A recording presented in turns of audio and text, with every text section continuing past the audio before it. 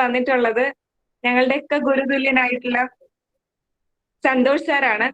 സാറിനെ സ്വാഗതം ചെയ്യുന്നു.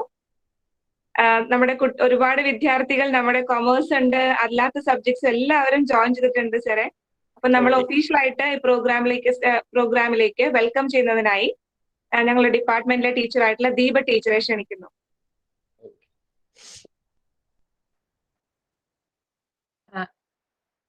Respected principal, resource person of the day, Dr.S.Santhosh Kumar, the head of the department, Ravina Vijayan, coordinator of the day, Dr. Sree, and the proposed vote of thanks by Priyanka, and teachers from various colleges, teachers from our college and my department, and my dearest students. ശരിക്കും കുറെ കാലമായിട്ട് ഞങ്ങളുടെ കോളേജിലേക്ക് ഞങ്ങൾ കൊണ്ടുവരണം, അല്ലെങ്കിൽ ഞങ്ങൾക്ക് അടുത്തിരുന്ന് ഒരു ക്ലാസ് കേൾക്കണം എന്ന് ആഗ്രഹിച്ചിട്ടുള്ള ഒരു സാറാണ് സന്തോഷ് സാറ്. പ്രത്യേകിച്ചും ഒരു PG സ്റ്റുഡൻസ് എന്ന് പറയുമ്പോൾ നിങ്ങൾക്ക് അതൊരു പ്രിവിലേജ് ആണ്, അല്ലെങ്കിൽ അതൊരു ഭയങ്കര ഒരു ലക്ക് ഫാക്ടറാണ് സാറിന്റെ ഒരു ക്ലാസ് കേൾക്കുക എന്നുള്ളത്. സാറ് വരുമ്പോൾ ഉള്ള ഒരു സന്തോഷമാണ് ഞാൻ ഇവിടെ രേഖപ്പെടുത്തുന്നത്. I will introduce him. And before that, today is our second day of the online periodic lecture program in collaboration with and funded by ICPR, Indian Council of Philosophical Research, Ministry of Education, New Delhi. ശരിക്കും ഈ ഒരു periodic lecture ഭയങ്കര apt ആയിരുന്നു ഞങ്ങൾക്ക്. കാരണം വന്ന രണ്ട് resource പേഴ്സൺസും രണ്ടുപേരും നമ്മൾ ഏറ്റവും കൂടുതൽ ആഗ്രഹിച്ചിരുന്നു. Because I am saying I was a student. I am a student when I listened to them. കാരണം അത്രയും ഡെപ്ത് ആണ് സാർ. അപ്പൊ അതുകൊണ്ട് തന്നെ ആ ഒരു പീരിയോഡിക് ലെക്ചർ കണ്ടക്ട് ചെയ്യാൻ എടുത്ത എഫേർട്ടിനും പ്രത്യേകം ശ്രീലയോട് താങ്ക്സ് പറയണം. കാരണം ആ ഒരു ഫണ്ടഡ്, ആ ഒരു എത്തിക്കൽ ആസ്പെക്ട് ഓഫ് ഗ്ലോബലൈസേഷൻ, സാറിന്റെ ടോപ്പിക് തന്നെ കാണുമ്പോൾ നമുക്കറിയാം, is globalised world A less equal world. ഏത് ആസ്പെക്റ്റിലാണ് തിങ്ക് ചെയ്യേണ്ടതെന്ന് ചോദിച്ചാൽ എന്തായാലും എത്തിക്കലി തന്നെയാണ് ആവും സാർ ആ ഒരു ടോപ്പിക്കിലേക്ക് എത്തിയിട്ടുണ്ടാവുക. കാരണം ലെസ് ഈക്വൽ വേൾഡ് ആയിട്ട് ഫീൽ ചെയ്യുന്ന ആ ഒരു പാർട്ട് എന്തായാലും we all are looking forward for your class. And before that, I wanted to welcome, I'm entering to my duty. I welcome principal. She is not, at the moment, she is not there. She is retiring from service tomorrow. And on that behalf, she might be busy. So, we welcome you, ma'am. കാരണം ടീച്ചറുടെ ഒരു encouragement വളരെ വലുതാണ് ഞങ്ങൾക്ക് academic കാര്യത്തിൽ. ടീച്ചർക്കാണ് ഒരു quality initiative ഏറ്റവും അധികം ഉള്ളതായിട്ട് നമുക്ക് ഫീൽ ചെയ്തിട്ടുള്ളത്. So I welcome her wholeheartedly for the program in her absence too.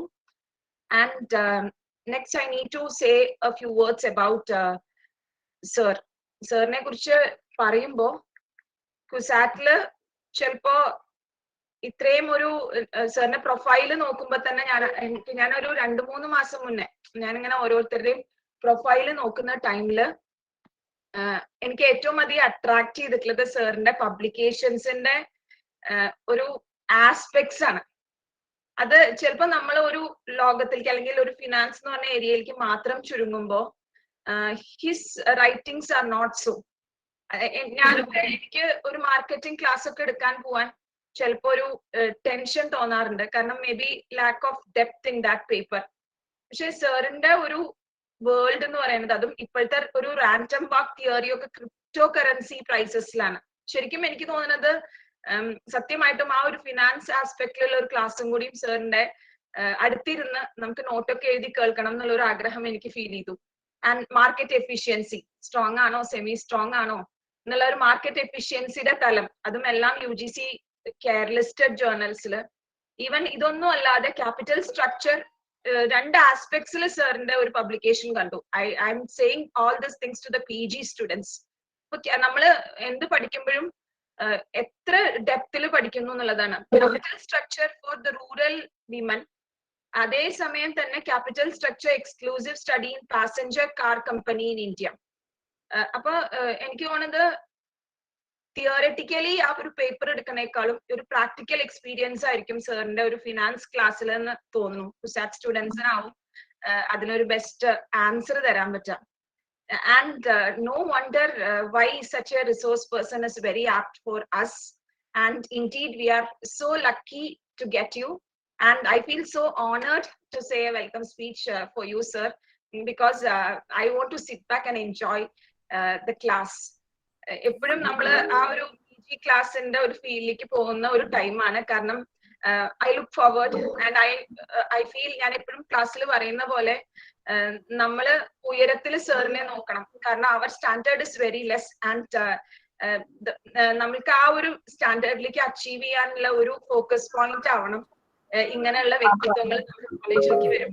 And indeed, I'm so happy, sir, for that. കാരണം സാറിന്റെ പബ്ലിക്കേഷൻസും സാറിന്റെ paper presentations, awards and honors, and he's from ICSSR New Delhi. He's postdoctoral fellowship. Sir, PDF topic and gold medal for MCOM first rank, and Roe Memorial Prize from Fatima Mada National College in the year 1991, maybe the post-graduation period, I feel. So I feel very happy to introduce you, sir. നമ്മുടെ ഒരു family സ്ത്രീയിലെ കുറെ കാലമായിട്ട് പറയുന്ന ഒരു പേരാണ്. മാത്രല്ല ഞാൻ ഒന്ന് രണ്ട് സാറിന്റെ ക്ലാസ്സുകളിൽ ഇരുന്നുണ്ട്. പക്ഷെ it's not like this. I mean, it's not like I didn't get a privilege to talk or I didn't get a privilege to interact with you, but this is like you are coming to our family and we are having a good interaction session. And I want you to come personally to our college to deal with the finance subject too. So with all wholeheartedly, I welcome you, sir, to Sree Narayana College, Nattika. Thank you. Thank you very much. And Dr. Sree Krishnan, who is the person behind this periodic lecture, our friend too, she has to be appreciated for both the resource persons, I believe. Conducting a webinar nowadays is very easy, I feel. But getting such a person and doing it in the right sense is difficult. അത് എപ്പോഴും അങ്ങനെ തോന്നാറുണ്ട്. അപ്പൊ ആ ഒരു right സെൻസിൽ കൃത്യമായിട്ടുള്ള apt ആയിട്ടുള്ള ആൾക്കാരെ കണ്ടെത്തി ഒരുപാട് തിങ്ക് ചെയ്യാനുള്ള ഒരു പ്രോസസ്സിലേക്ക് കൊണ്ടുവരികയാണ് ഇങ്ങനെ ഒരു വെബിനാർസ് വരുമ്പോൾ. A lot of questions, concluding with lot of questions and lot of apprehensions. And indeed, we are very happy, Srila, for this periodic lecture, and I welcome you for the program. And Priyanka teacher, as usual, സാറിന് അറിയുണ്ടാവും, സാറിന്റെ student അവിടുത്തെ student ആണ്, CUSAT student തന്നെയാണ്. അതുകൊണ്ട് തന്നെ ആ ഒരു privilege of proposing a vote of thanks വേറൊരാൾക്കും ചിലപ്പോ അത്രയും പ്രിവിലേജ് ഉണ്ടാവില്ല. അവിടുത്തെ കുട്ടി എന്നുള്ള ഒരു ഫീലിംഗ് അത് വേറെ തന്നെയാണ്. And I welcome her to and to the entire teachers from various colleges. ഒരുപാട് പേര് ജോയിൻ ചെയ്തിട്ടുണ്ട്. പ്രത്യേകിച്ചും സന്തോഷ് സാറിന്റെ ക്ലാസ് ആണെന്ന് പറയുമ്പോൾ നോ വണ്ടർ കൃത്യമായിട്ട് ലിങ്ക് ഒക്കെ ചോദിച്ച് കറക്റ്റ് ആയിട്ട് ജോയിൻ ചെയ്യുന്ന ഫ്രണ്ട്സ് ഉണ്ട് ഞങ്ങളുടെ. So I am very happy that you all are here in this platform today. I welcome you to Sree Narayana College, Nattika. And to the various teachers from our college too has joined from various departments. കാരണം ഇതൊരു ആർക്കും കേൾക്കാവുന്ന ഒരു subject ആണ്. It's not related to one particular field. കെമിസ്ട്രിയോ മാത്സോ ഒക്കെ കേൾക്കണ പോലെ വളരെ സങ്കോചിതമായി വളരെ ടെൻഷൻ അടിച്ചിട്ട് കേൾക്കേണ്ട ഒരു ആവശ്യം നമുക്ക് വരുന്നില്ല. കാരണം എല്ലാവർക്കും അറിയേണ്ട ഒരു ഫീൽഡ് ആയതുകൊണ്ട് തന്നെയാണ്. കഴിഞ്ഞ ലെക്ചർ കഴിഞ്ഞപ്പോ തന്നെ അവർ പറഞ്ഞിരുന്നു വളരെ നന്നായിട്ടാണ് അത് ഡെലിവർ ചെയ്തതെന്ന്, അതിന്റെ ആ ethical aspect. So today also many have joined. So I welcome you all. And our librarian who's also a person to be appreciated. കാരണം ലൈബ്രറിയന്റെ ഒരു എഫേർട്ടും ഈ ഒരു പീരിയോഡിക് ലെക്ചറിന്റെ പിന്നിലുണ്ട്. Midhu, our librarian, is present for the webinar. I wholeheartedly welcome you, Midhu, for our program. And our dearest students, അവരെ പറയാതിരിക്കാൻ പറ്റില്ല. കാരണം ഇന്നിപ്പോ 4:30, 3:30 വരെ കോളേജ് കഴിഞ്ഞ് വീട്ടിൽ പോയി again they are entering to the platform. It may be easy for us, but not for them. കാരണം രണ്ടും കൂടിയിട്ട് മാനേജ് ചെയ്ത് കൊണ്ടുപോകാൻ അവർക്ക് ഇപ്പോഴും അങ്ങ് ശരിയായിട്ടില്ല. സോ അവരെല്ലാവരും കറക്റ്റ് ടൈമിൽ ജോയിൻ ചെയ്തിട്ടുണ്ട്. And I wholeheartedly welcome you all. Interact with the resource person. കാരണം maximum utilization എന്നുള്ളത് മറന്നു പോകരുത് നമ്മൾ എപ്പോഴും ഏറ്റവും നന്നായി interact ചെയ്യുക because he would love to interact with you people. So especially the postgraduate students, please make use of the program. And once again, I welcome you, sir. Our IQAC coordinator is also attending this webinar. I would like to welcome him too for this session. So I would like to welcome our resource person, Santhosh sir, for the keynote address. Welcome, sir.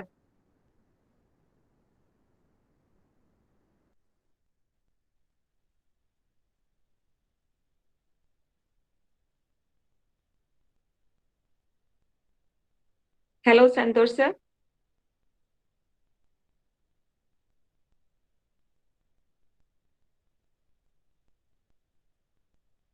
Sir, stuck ആയി പോയിന്നോ?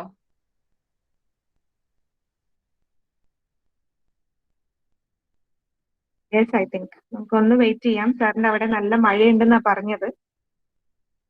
Please wait for some time.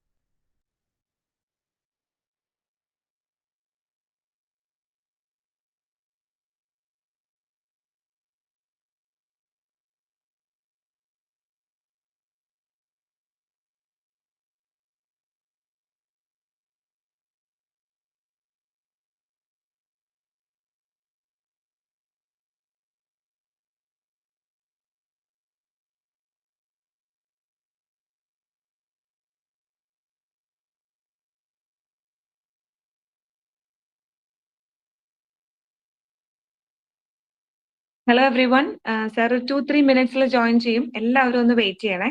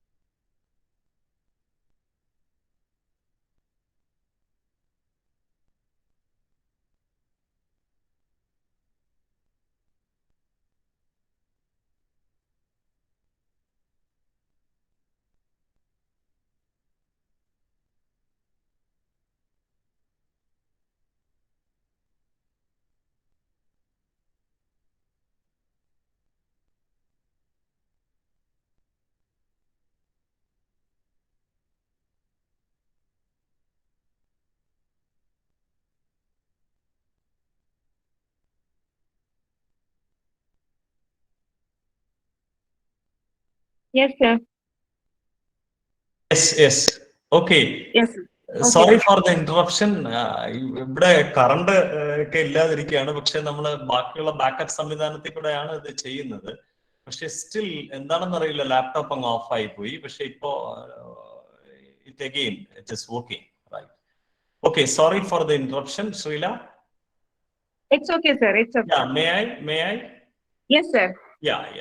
So, good evening to all of you, the faculty members of the department, the principal, other faculty members from different departments who joined for this webinar, my dear students.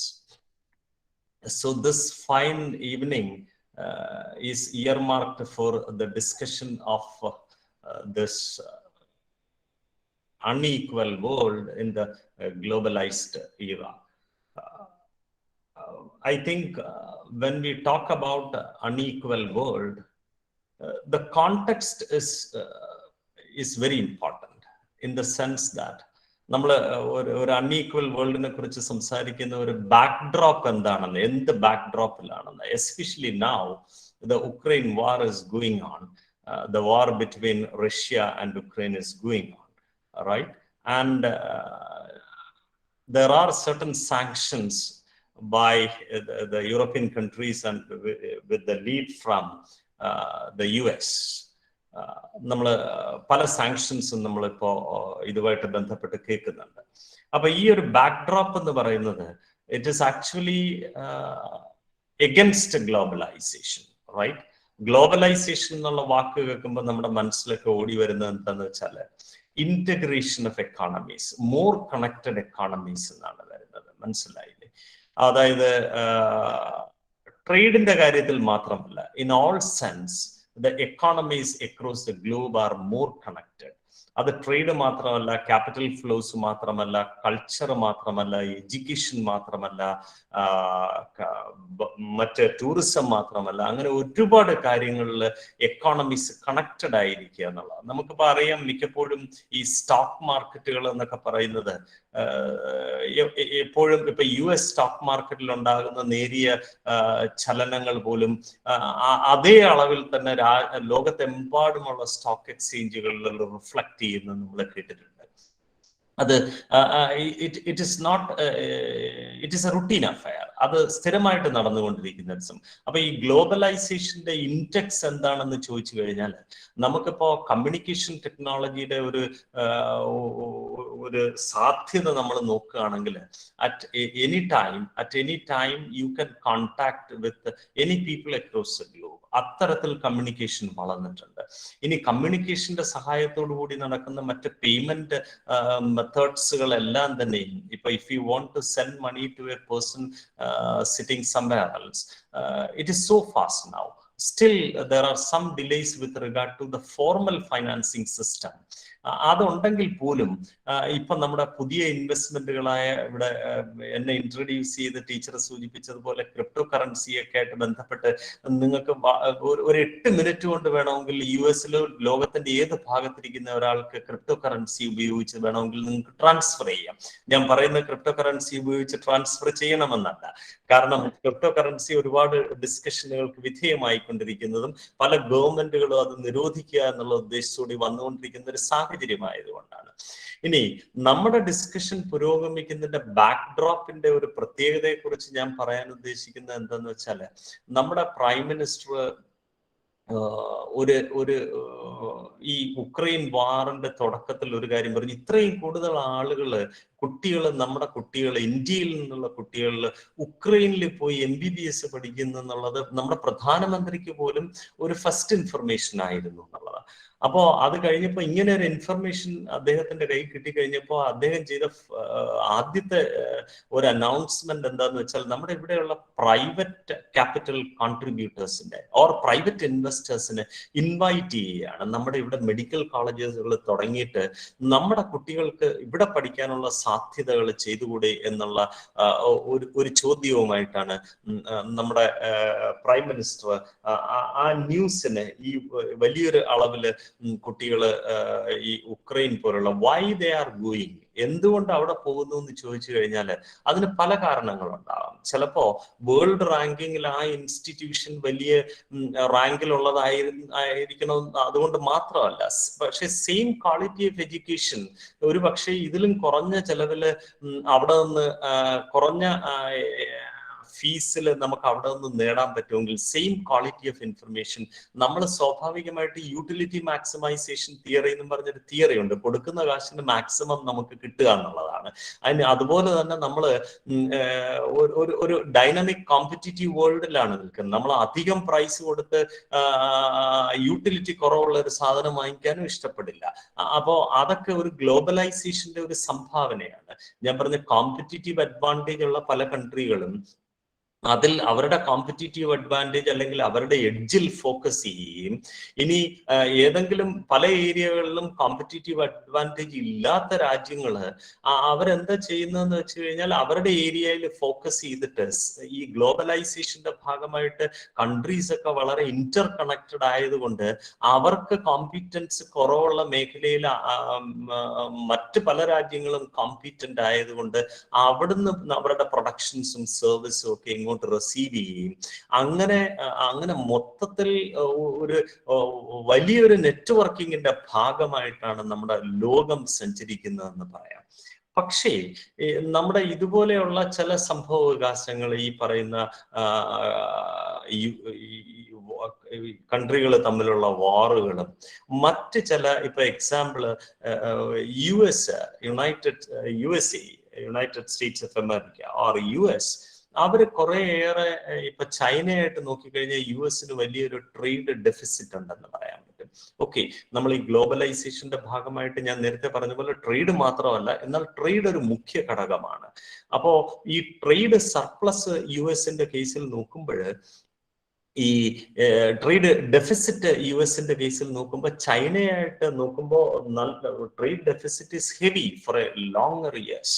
Okay, അപ്പോ അവിടെ US ഈ trade deficit ഒന്ന് കുറയ്ക്കാൻ എന്താ മാർഗം എന്ന് ചോദിച്ചപ്പോ അവര് ടാരിഫ് മെഷേഴ്സുമായിട്ട് വരികയും, അതായത് ചൈനയിൽ നിന്ന് ഇമ്പോർട്ട് ചെയ്യുന്ന സാധന സാമഗ്രികൾക്ക് കൂടുതൽ ടാക്സ് ഈടാക്കാനുള്ള, tax in the sense that import ടാരിഫുകൾ ഈടാക്കാനുള്ള ശ്രമങ്ങൾ നടത്തുകയും അതുപോലെ പല ഗുഡ്സുകളുടെയും ഇമ്പോർട്ട് ബാൻ ചെയ്യാനുള്ള ശ്രമം, ഇതൊക്കെ ആന്റി ഗ്ലോബലൈസേഷൻ മെഷേഴ്സ് ആണ്. അപ്പൊ നമ്മളിപ്പോ ഈ ഗ്ലോബലൈസ്ഡ് എന്ന് പറയുന്ന ഈ സാഹചര്യത്തിൽ പോലും ഒരുപാട് ആന്റി ഗ്ലോബലൈസേഷൻ മെഷേഴ്സ് പല രാജ്യങ്ങളും, ഏതാണ്ട് 160-ലധികം രാജ്യങ്ങളിൽ ഇമ്പോർട്ട് ഡ്യൂട്ടി ഉണ്ട്. നമ്മളിപ്പോ ഈ ഗ്ലോബലൈസേഷന്റെ ഒക്കെ ഒരു കോൺഷ്യസ് ഗ്ലോബലൈസേഷന്റെ ഒരു ലക്ഷ്യം എന്നൊക്കെ പറയുന്ന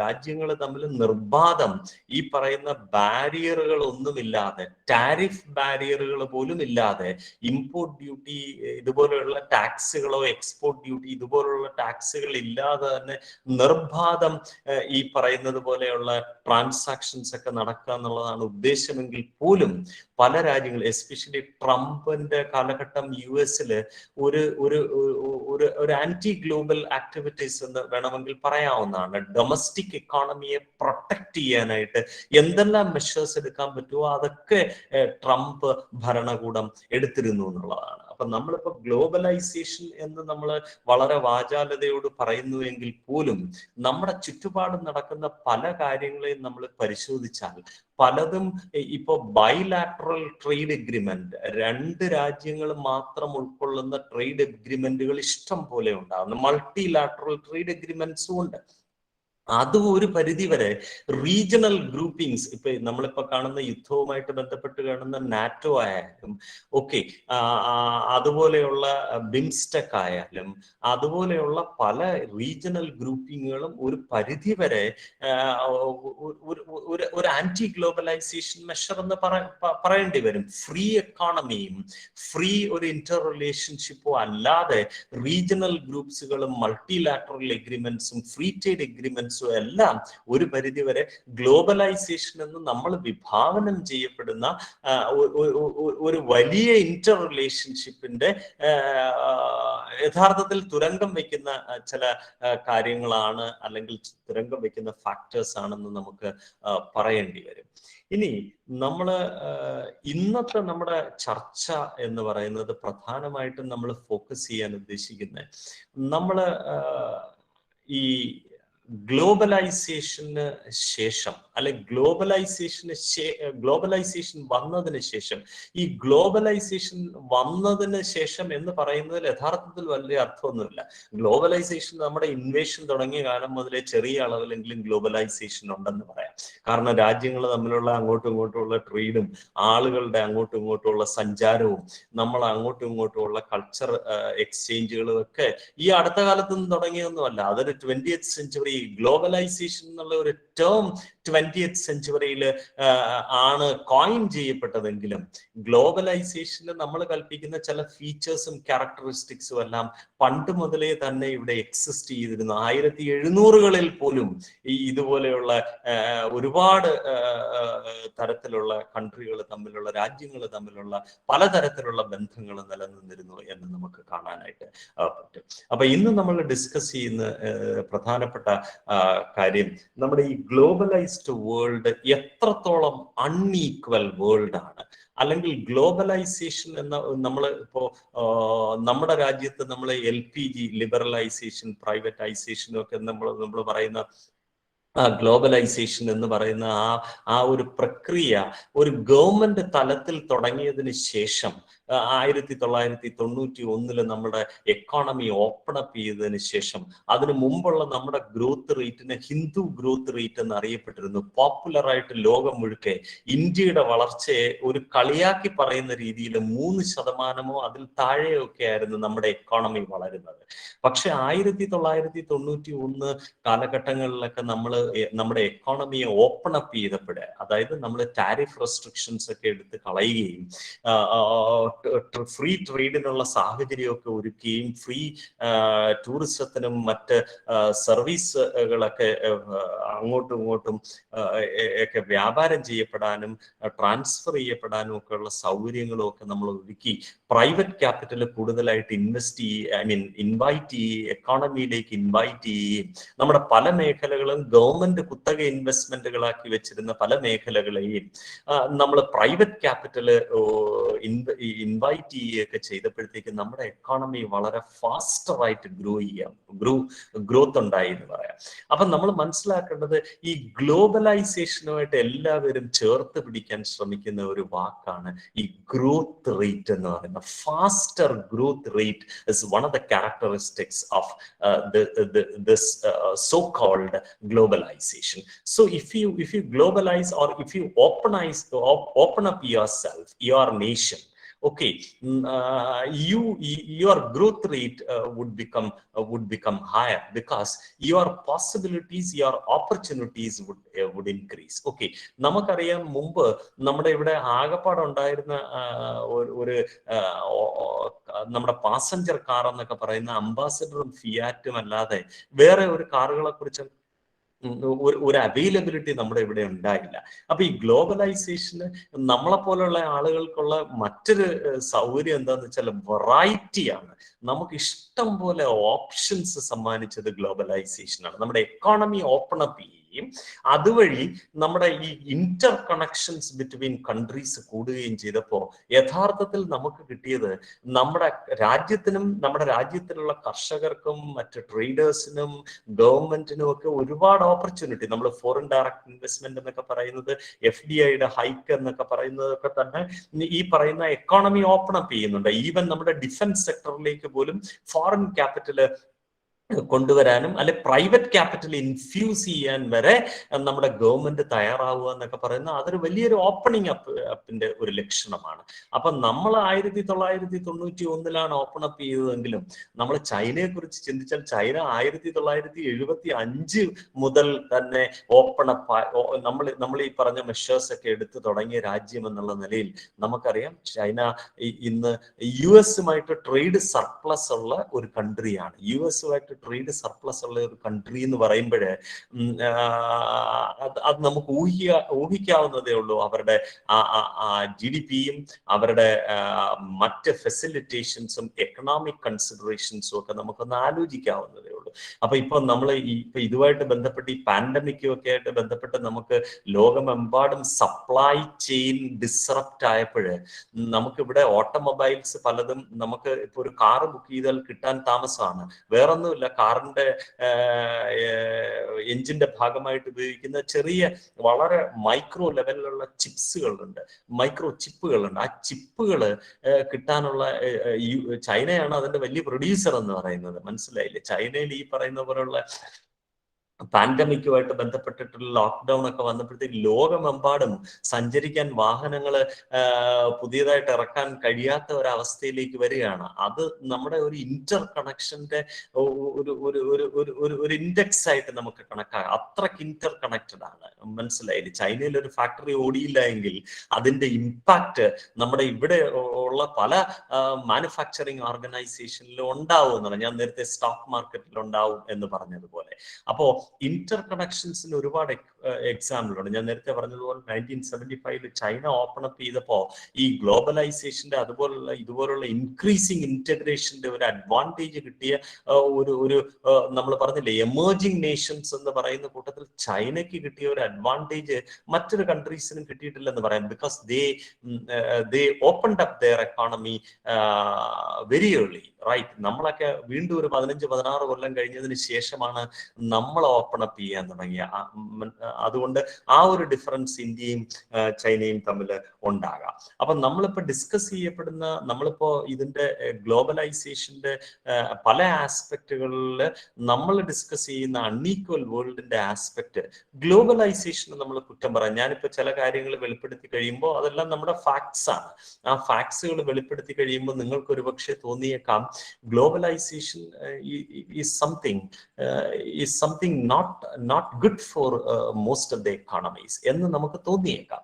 പക്ഷെ അതല്ല അതിന്റെ അർത്ഥം.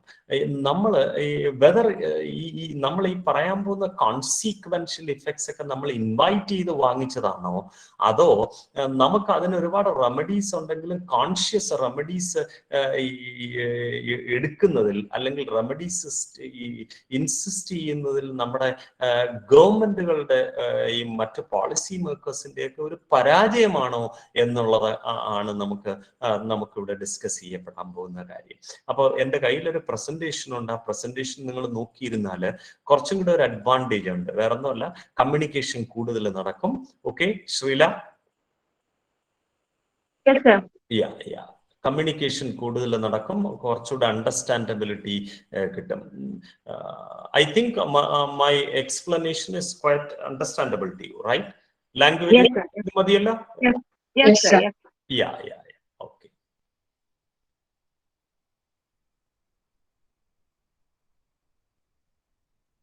സ്ലൈഡ് കാണാൻ പറ്റുമോ?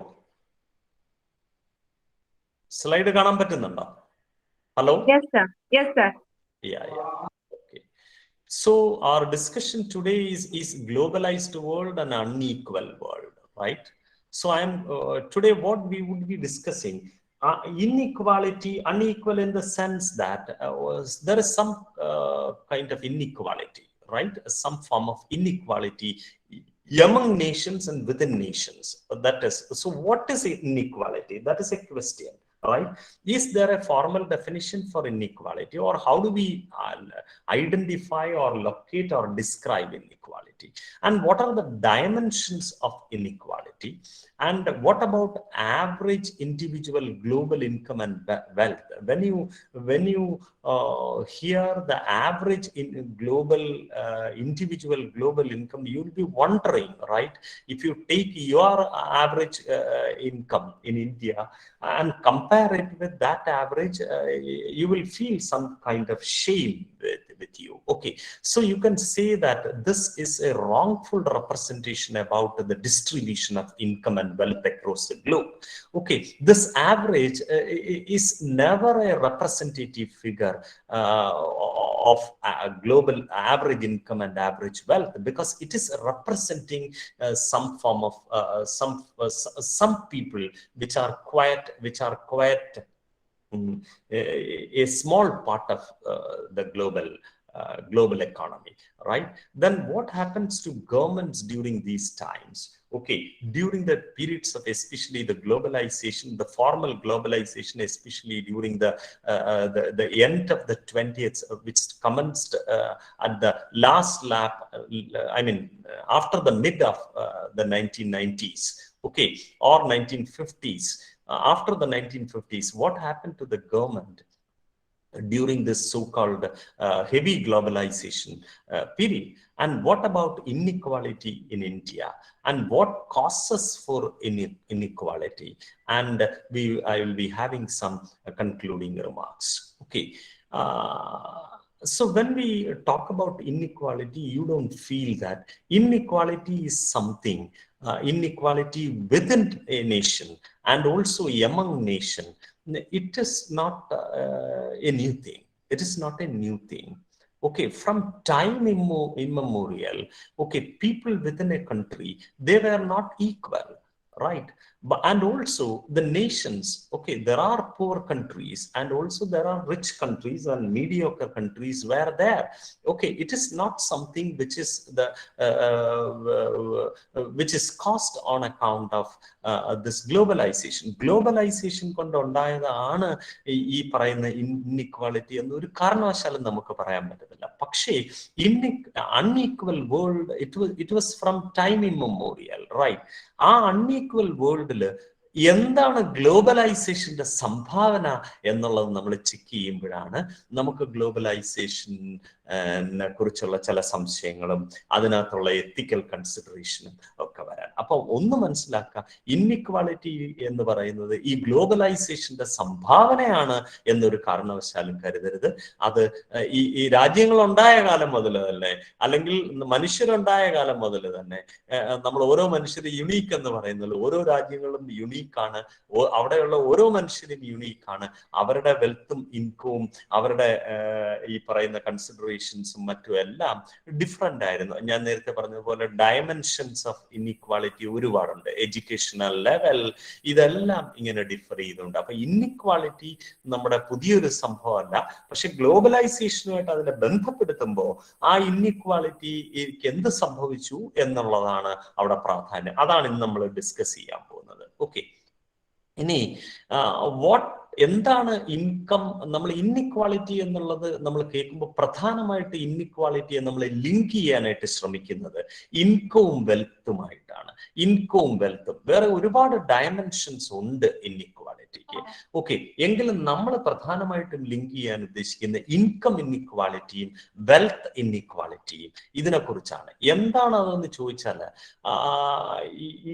ഹൗ ഇൻകം ആൻഡ് വെൽത്ത് എങ്ങനെയാണ് ഒരു നമ്മൾ ഇൻഇക്വാളിറ്റിയുടെ രണ്ട് സൂചകങ്ങളായിട്ട് ഇവിടെ പറഞ്ഞിരിക്കുന്ന നാഷണൽ ഇൻകവും നാഷണൽ വെൽത്തുമാണ് രണ്ട് ഇൻഡെക്സുകൾ എന്ന് പറയുന്നത്.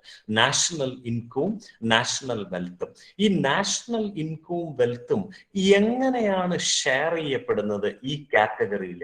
അതായത് കോർപ്പറേറ്റ് സെക്ടറും സിവിൽ സൊസൈറ്റിയും, civil society means individuals and the government, ഈ ഇൻകവും വെൽത്തും എങ്ങനെ ഷെയർ ചെയ്യപ്പെടുന്നു എന്നുള്ളത് ഒരു പരിധി വരെ inequality in income and wealth നമുക്ക് മനസ്സിലാക്കാനായിട്ട് സഹായിക്കുന്ന, അല്ലെങ്കിൽ അതിനെക്കുറിച്ച് നമുക്കൊരു വിലയിരുത്തൽ നടത്താനായിട്ട് ഈ പ്രപ്പോർഷൻ നമ്മളെ സഹായിക്കും എന്നുള്ളതാണ്. അപ്പോ ഇൻഇക്വാളിറ്റിയുടെ ഒരു ഡയമെൻഷൻ നോക്കിക്കഴിഞ്ഞാൽ ഇൻകം ഇൻഇക്വാലിറ്റി കാണാം, വെൽത്ത് ഇൻഇക്വാലിറ്റി കാണാം, ജെൻഡർ ഇൻഇക്വാലിറ്റി കാണാം, എഡ്യൂക്കേഷൻ ഇൻഇക്വാലിറ്റി കാണാം, digital inequality. I have included a slide related to digital inequality to understand how, especially to show you how the African people were digitally divided from the rest of the world. Okay, അപ്പൊ digital inequality, ഇങ്ങനെ നമ്മൾ ഓരോ പല dimensions നമുക്ക് inequality, ഒരു ഈക്വൽനെസ് ഇല്ലാത്ത ഒരു അവസ്ഥ നമുക്ക് കാണാൻ പറ്റും. അപ്പോൾ ഈ ഡയമെൻഷൻസ് എല്ലാം നമ്മൾ ഡിസ്കസ് ചെയ്യുന്നത് ഇൻകവും വെൽത്തും, ഈ ഡയമെൻഷൻസ് മാത്രമാണ് നമ്മൾ ഡിസ്കസ് ചെയ്യാൻ പോകുന്നത്.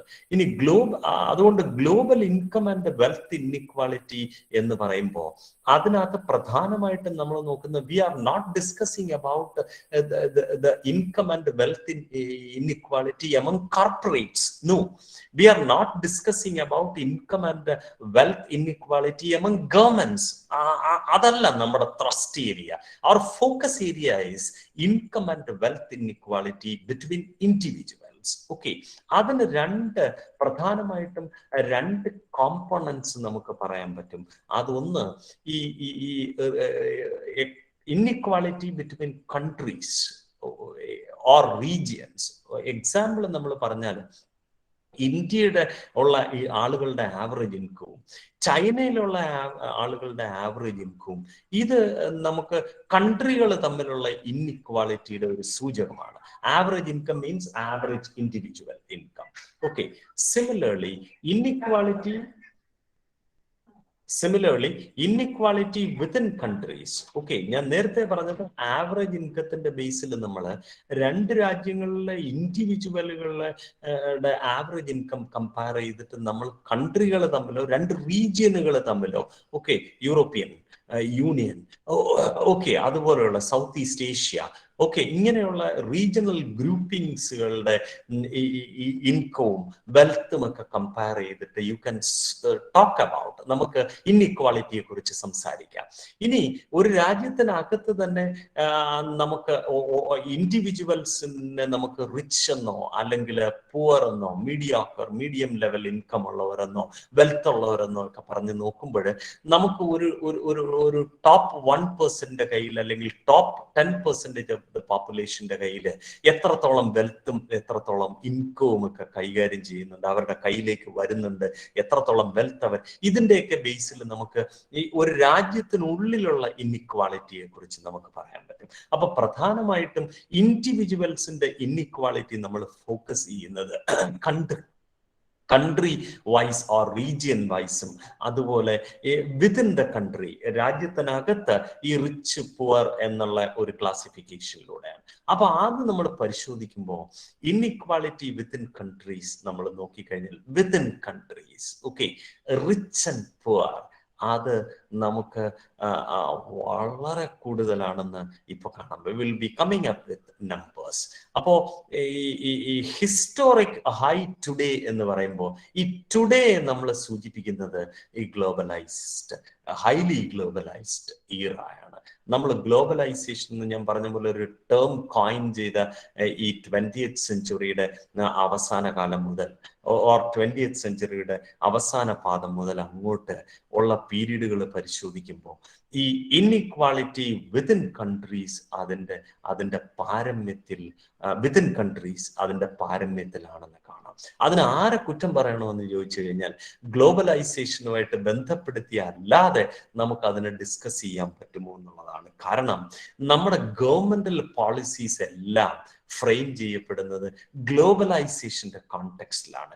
എന്തുകൊണ്ട് നമ്മുടെ FDI പോളിസി റിവൈസ് ചെയ്യുന്നു എന്ന് ചോദിച്ചു കഴിഞ്ഞാൽ ഒരുപാട് ഓപ്പർച്യൂണിറ്റീസ് അതുമായിട്ട് ബന്ധപ്പെട്ട് നമുക്ക് ഈ ഗ്ലോബലൈസ്ഡ് എറയിൽ എടുക്കാനുണ്ട് അല്ലെങ്കിൽ നേടാനുണ്ട്. അപ്പൊ അതിന് വേണം ഓൾ നമ്മുടെ എല്ലാ പോളിസി ഡിസിഷൻ മേക്കിങ്ങും ഫ്രെയിമിങ്ങും എല്ലാം tuned towards this globalised context. അപ്പൊ അതിന്റെ ഒരു ഭാഗമായിട്ട് അല്ലേ എന്നുള്ളതാണ്. അപ്പോ ഈ ഇൻഇക്വാളിറ്റി ബിറ്റ്വീൻ കൺട്രീസ് എന്ന് പറയുന്നത് ഈ എമേർജിങ് വേൾഡ് എടുക്കുമ്പോൾ നമ്മളിപ്പോ എമേർജിങ് വേൾഡ് എന്ന് പറയുമ്പോൾ ഡെവലപ്ഡ് വേൾഡ് ഉണ്ട്, എമേർജിങ് വേൾഡ് ഉണ്ട്. നമ്മുടെ ഇന്ത്യ, ചൈന എന്നൊക്കെ പറയുന്ന, ബ്രസീൽ എന്നൊക്കെ പറയുന്ന എമേർജിങ് നേഷൻസ് ആണ്.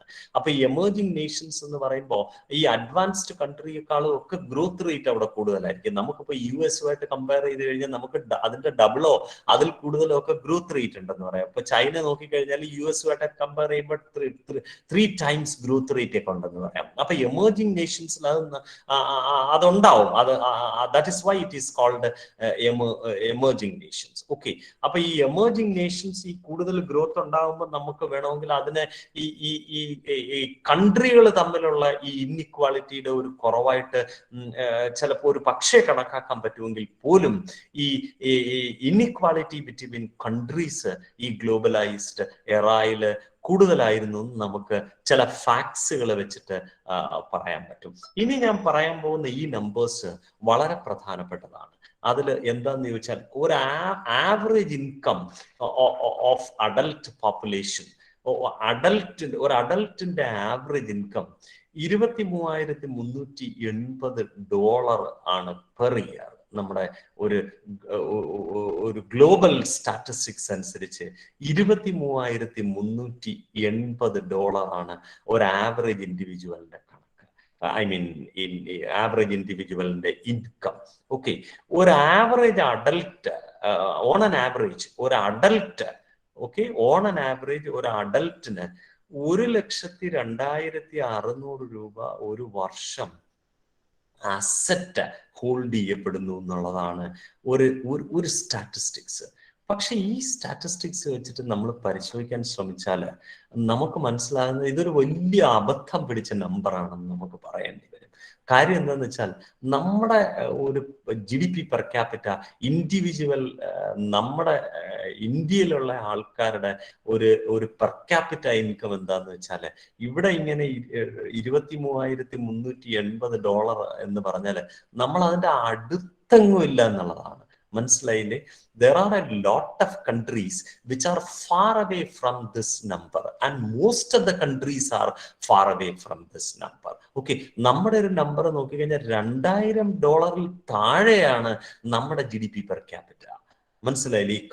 ഈ 2021 അപ്പൊ അതുപോലെ നമ്മൾ ലോകരാഷ്ട്രങ്ങൾ ഒന്നൊന്നായിട്ട് പരിശോധിച്ചാൽ നമുക്ക് കാണാൻ പറ്റുന്നതെന്ന് പറയുന്നത് ഇതുപോലെയുള്ള ഈ പറയുന്ന നമ്പേഴ്സ് എന്ന് പറയുന്നത് വളരെ കുറഞ്ഞ രാജ്യങ്ങളിലുള്ള ഇപ്പൊ നമ്മൾ സ്വിറ്റ്സർലൻഡ് എടുക്കുകയോ അല്ലെങ്കിൽ അയർലൻഡ് എടുക്കുകയോ നോർവേ എടുക്കുകയോ US ഒരു 58,510 ആണ് അവിടുത്തെ ഒരു GDP പെർ ക്യാപിറ്റ എന്ന് പറയുന്നത്. സിംഗപ്പൂരൊക്കെ വരുമ്പോൾ ഏതാണ്ട് $58,000 ഉണ്ട്. ഓസ്ട്രേലിയ, ചൈന വരുമ്പോ ഇതിന്റെ പകുതി പോലും ഇല്ല. ചൈനയില് per capita GDP per capita എന്നൊക്കെ പറയുന്നത് $10,431 ആണ്. നമ്മുടെ ഇന്ത്യ എടുക്കുമ്പോൾ $1,900 താഴെയാണ് നമ്മുടെ ഇത്. ഇനി ബംഗ്ലാദേശ് അതുപോലെ യമൻ എന്നൊക്കെ പറയുന്ന രാഷ്ട്രങ്ങൾ നോക്കിക്കഴിഞ്ഞാൽ $632 മാത്രമാണ് അവിടുത്തെ ഇൻകം. അപ്പോ എത്ര ഈ റിച്ച് കൺട്രീസിൽ ഉള്ള GDP പെർ ക്യാപിറ്റയും അതുപോലെ തന്നെ ഈ ലോ ഇൻകം കൺട്രീസിന്റെ GDP പെർ ക്യാപിറ്റയും കൂടെ ആവറേജ് ചെയ്ത് വരുമ്പോൾ അതൊരു നോർമലി ഡിസ്ട്രിബ്യൂട്ടഡ് അല്ലാത്ത സംഭവം ആയതുകൊണ്ടാണ് ഇത്രയും വലിയ ഒരു GDP പെർ ക്യാപിറ്റ നമുക്ക് ഒരു വേൾഡ് ആവറേജ് ആയിട്ട് വരുന്നത്. The truth is far beyond this number. അപ്പൊ ഇതൊരു this is a mask. Okay, this is a mask. ഈ നമ്പർ വെച്ചിട്ട് if you try to assess the globalization, you'll be put in trouble, right? Whether this is a distributive one, ഇത് ഒരു equitable distribution ഈ incomes ഈ പറയുന്ന income growth സാധ്യത വരുത്തിയിട്ടുണ്ടോ അല്ലെങ്കിൽ വെൽത്തിന്റെ growth സാധ്യത വരുത്തിയിട്ടുണ്ടോ എന്ന് നമ്മൾ കാണാൻ ശ്രമിക്കുമ്പോഴാണ് എവിടെ നമുക്കൊരു ഇൻകത്തിന്റെ കോൺസെൻട്രേഷനും അതുപോലെ തന്നെ ഒരു വെൽത്തിന്റെ കോൺസെൻട്രേഷനും നമുക്ക് കാണാനായിട്ട് പറ്റുന്നത്. ഓക്കെ, സോ നമ്മൾ എന്തുകൊണ്ട് ഇൻഇക്വാളിറ്റി ഇന്നിപ്പോ ഈ ഈവനിങ്ങിൽ as part of this why we are discussing about this inequality? Because okay, നമ്മുടെ ഒരു 1945-50 കാലഘട്ടം മുതൽ 80 വരെയുള്ള കാലഘട്ടം നോക്കിക്കഴിഞ്ഞാൽ ആ കാലഘട്ടത്തിൽ നമ്മുടെ ഈ ഇൻഇക്വാളിറ്റി, നമ്മൾ നേരത്തെ ഡിഫൈൻ ചെയ്ത ഇൻഇക്വാളിറ്റി, അത് ഷ്രിങ്ക് ചെയ്യുന്നതായിട്ട് കാണാൻ പറ്റും in many parts of the world, including US, UK, France and also India and China.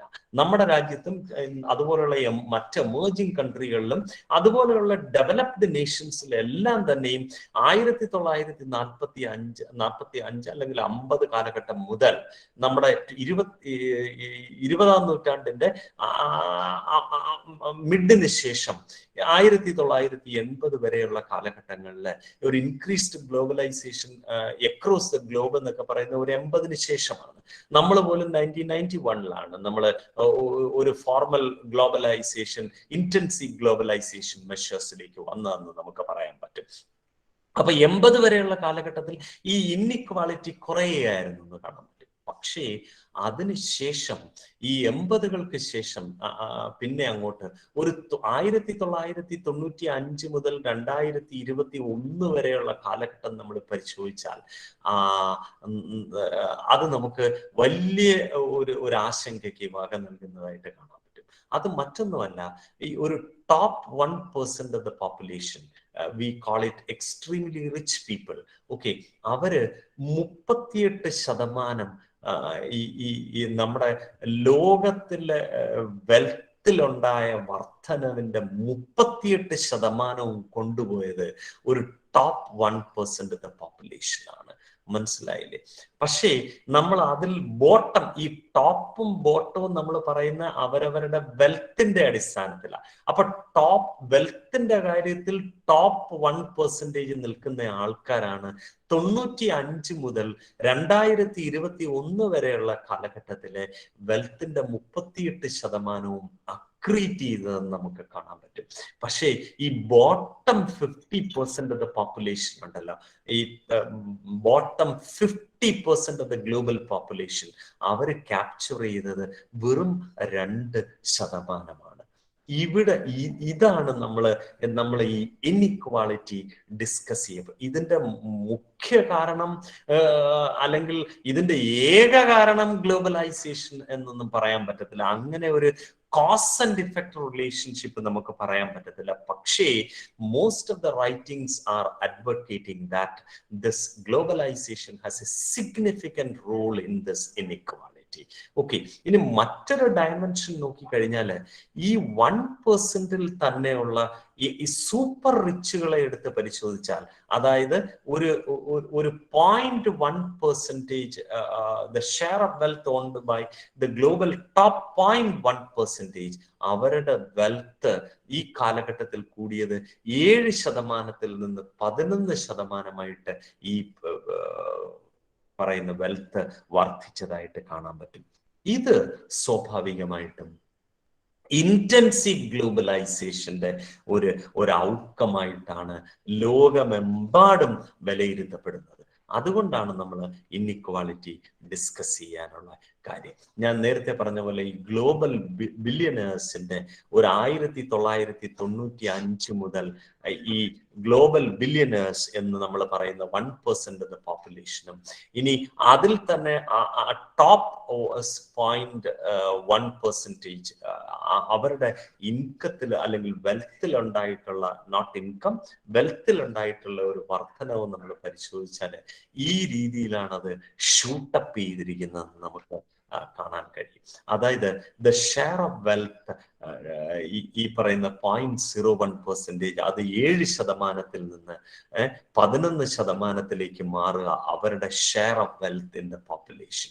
Okay, top 0.01% comprised of, ഇത് എത്ര ആൾക്കാരുണ്ടെന്ന് നോക്കിക്കഴിഞ്ഞാൽ നമ്മൾ ഈ പറയുന്ന 0.01% എന്ന് പറഞ്ഞാൽ അത് വെറും 5,20,000. നമ്മുടെ ഒരു ഗ്ലോബൽ പോപ്പുലേഷൻ നമുക്കറിയാലോ, വേൾഡ് പോപ്പുലേഷൻ എന്ന് പറയുന്നത് 7.8 billion is A world population. അതിൽ തന്നെ അഡൽട്ട് പോപ്പുലേഷൻ, ഇൻകം ഏൺ ചെയ്യാൻ കഴിവുള്ള ഒരു പോപ്പുലേഷൻ എന്ന് പറഞ്ഞാൽ ഒരു 5.1 ബില്യൺ ഉണ്ട്. അതിൽ വെറും 5,20,000 ആൾക്കാരുടെ വെൽത്തിലുണ്ടായിട്ടുള്ള ഗ്രോത്തിനെ കുറിച്ചാണ് നമ്മൾ ഇപ്പൊ സംസാരിച്ചത്. ഇനി ഈ ബില്യനേഴ്സ് എന്ന് പറയുന്ന ആൾക്കാർ, ബില്യനേഴ്സ് എന്ന് പറയുന്നത് നമ്മൾ $1 ബില്യൺ വെൽത്ത് ഉള്ള ആൾക്കാരെയാണ്.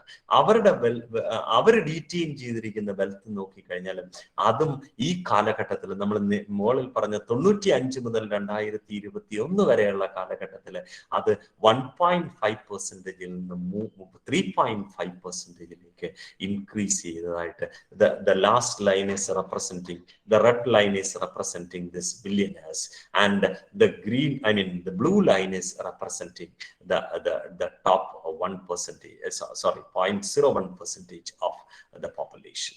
Okay, so this is a kind of inequality we would be facing. Then if you think about global income and wealth, how it is distributed across, okay, ഒരു bottom 50% എന്ന് പറയുന്നത് അവര് global ഇൻകത്തിന്റെ ഒരു 8% മാത്രമേ അവരുടെ കൈകളിലേക്ക് വരുന്നുള്ളൂ. ഈ ഗ്ലോബൽ ഇൻകത്തിന്റെ 8% ഗ്ലോബൽ പോപ്പുലേഷന്റെ 50% ആൾക്കാരിലേക്ക് വരുന്നത്. വെൽത്ത് നമ്മൾ നോക്കിക്കഴിഞ്ഞാൽ വെറും 2% ഈ പറയുന്ന ബോട്ടം 50%-ലേക്ക് വരുന്നത്. ഇനി ഒരു മിഡിൽ 40% എടുത്തു കഴിഞ്ഞാൽ ആ 50% കഴിഞ്ഞിട്ടുള്ള ബാക്കി 50%-ല് നമ്മൾ ഒരു കൂട്ടത്തെ നമ്മൾ മിഡിൽ 40 എന്നൊരു മാനദണ്ഡത്തിന്റെ ബേസിൽ വിളിച്ചാൽ 39% of the income is with that people and 22% of the wealth. ഇനി ഒരു ടോപ്പ് 10% ഉണ്ട്, 52% plus of the world income. അത് ഈ പറഞ്ഞ ടോപ്പ് 10%-ന്റെ കൈകളിൽ എത്തിച്ചേരുന്നു. ഇനി വെൽത്ത് പരിശോധിച്ചാൽ ലോക വെൽത്തിന്റെ 76% ഈ ടോപ്പ് 10%-ന്റെ കയ്യിലിരിക്കുകയാണെന്ന് കാണാൻ പറ്റും.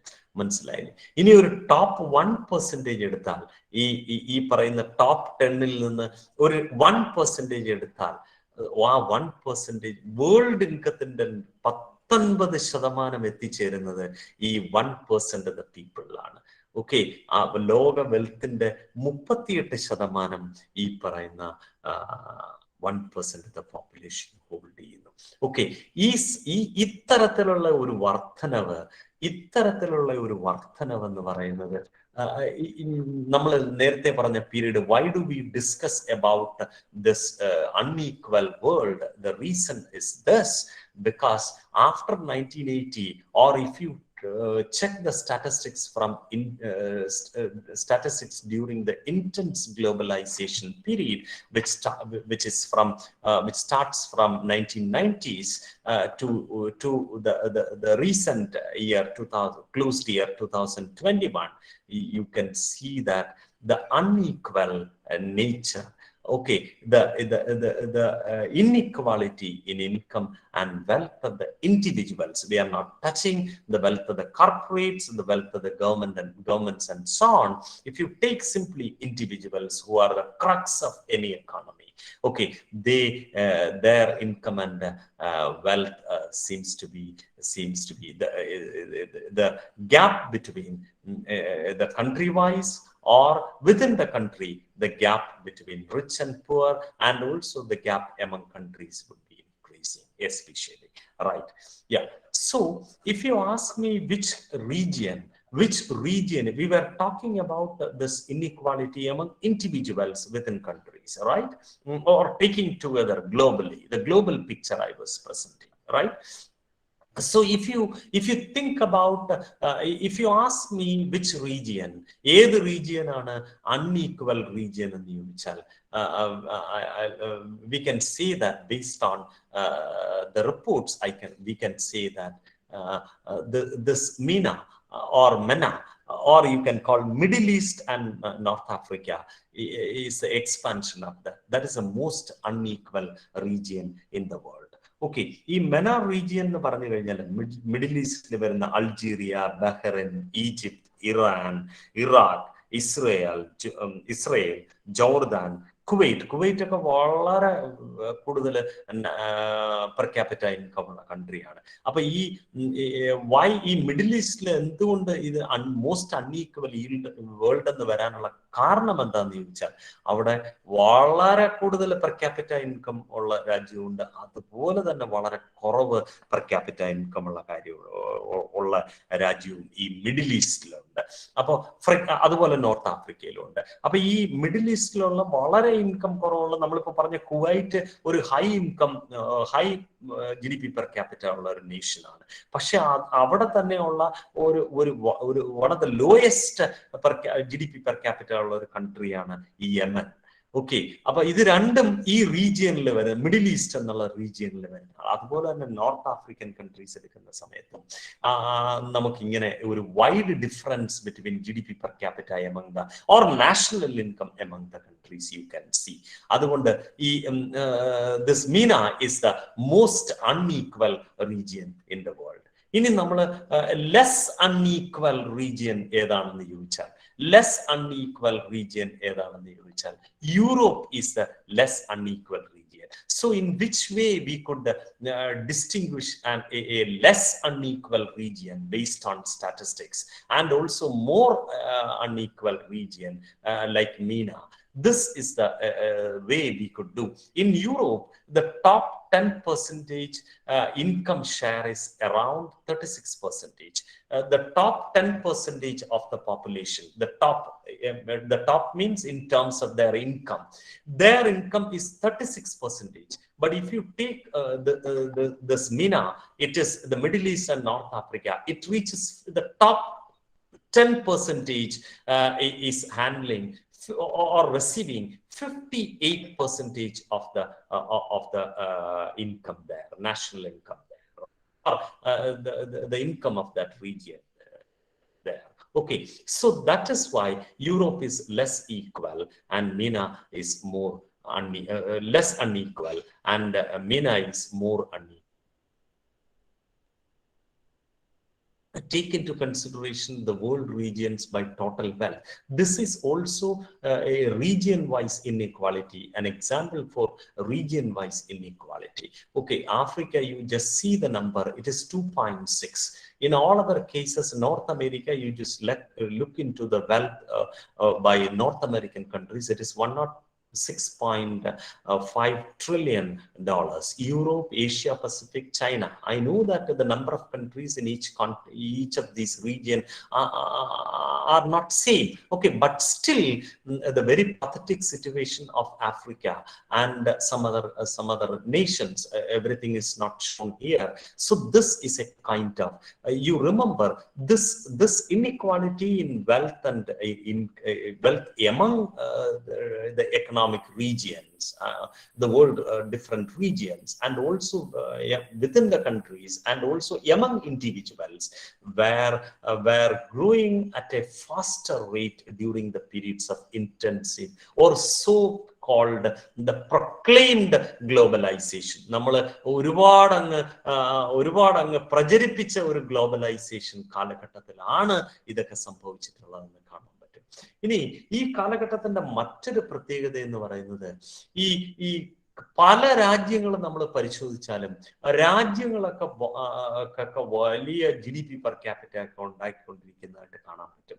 ഓക്കെ, എന്ന് പറഞ്ഞാല് പ്രൈവറ്റ് വെൽത്തും പബ്ലിക് വെൽത്തും കൂടെ കൂടുന്നതാണ് ഒരു total wealth of A nation.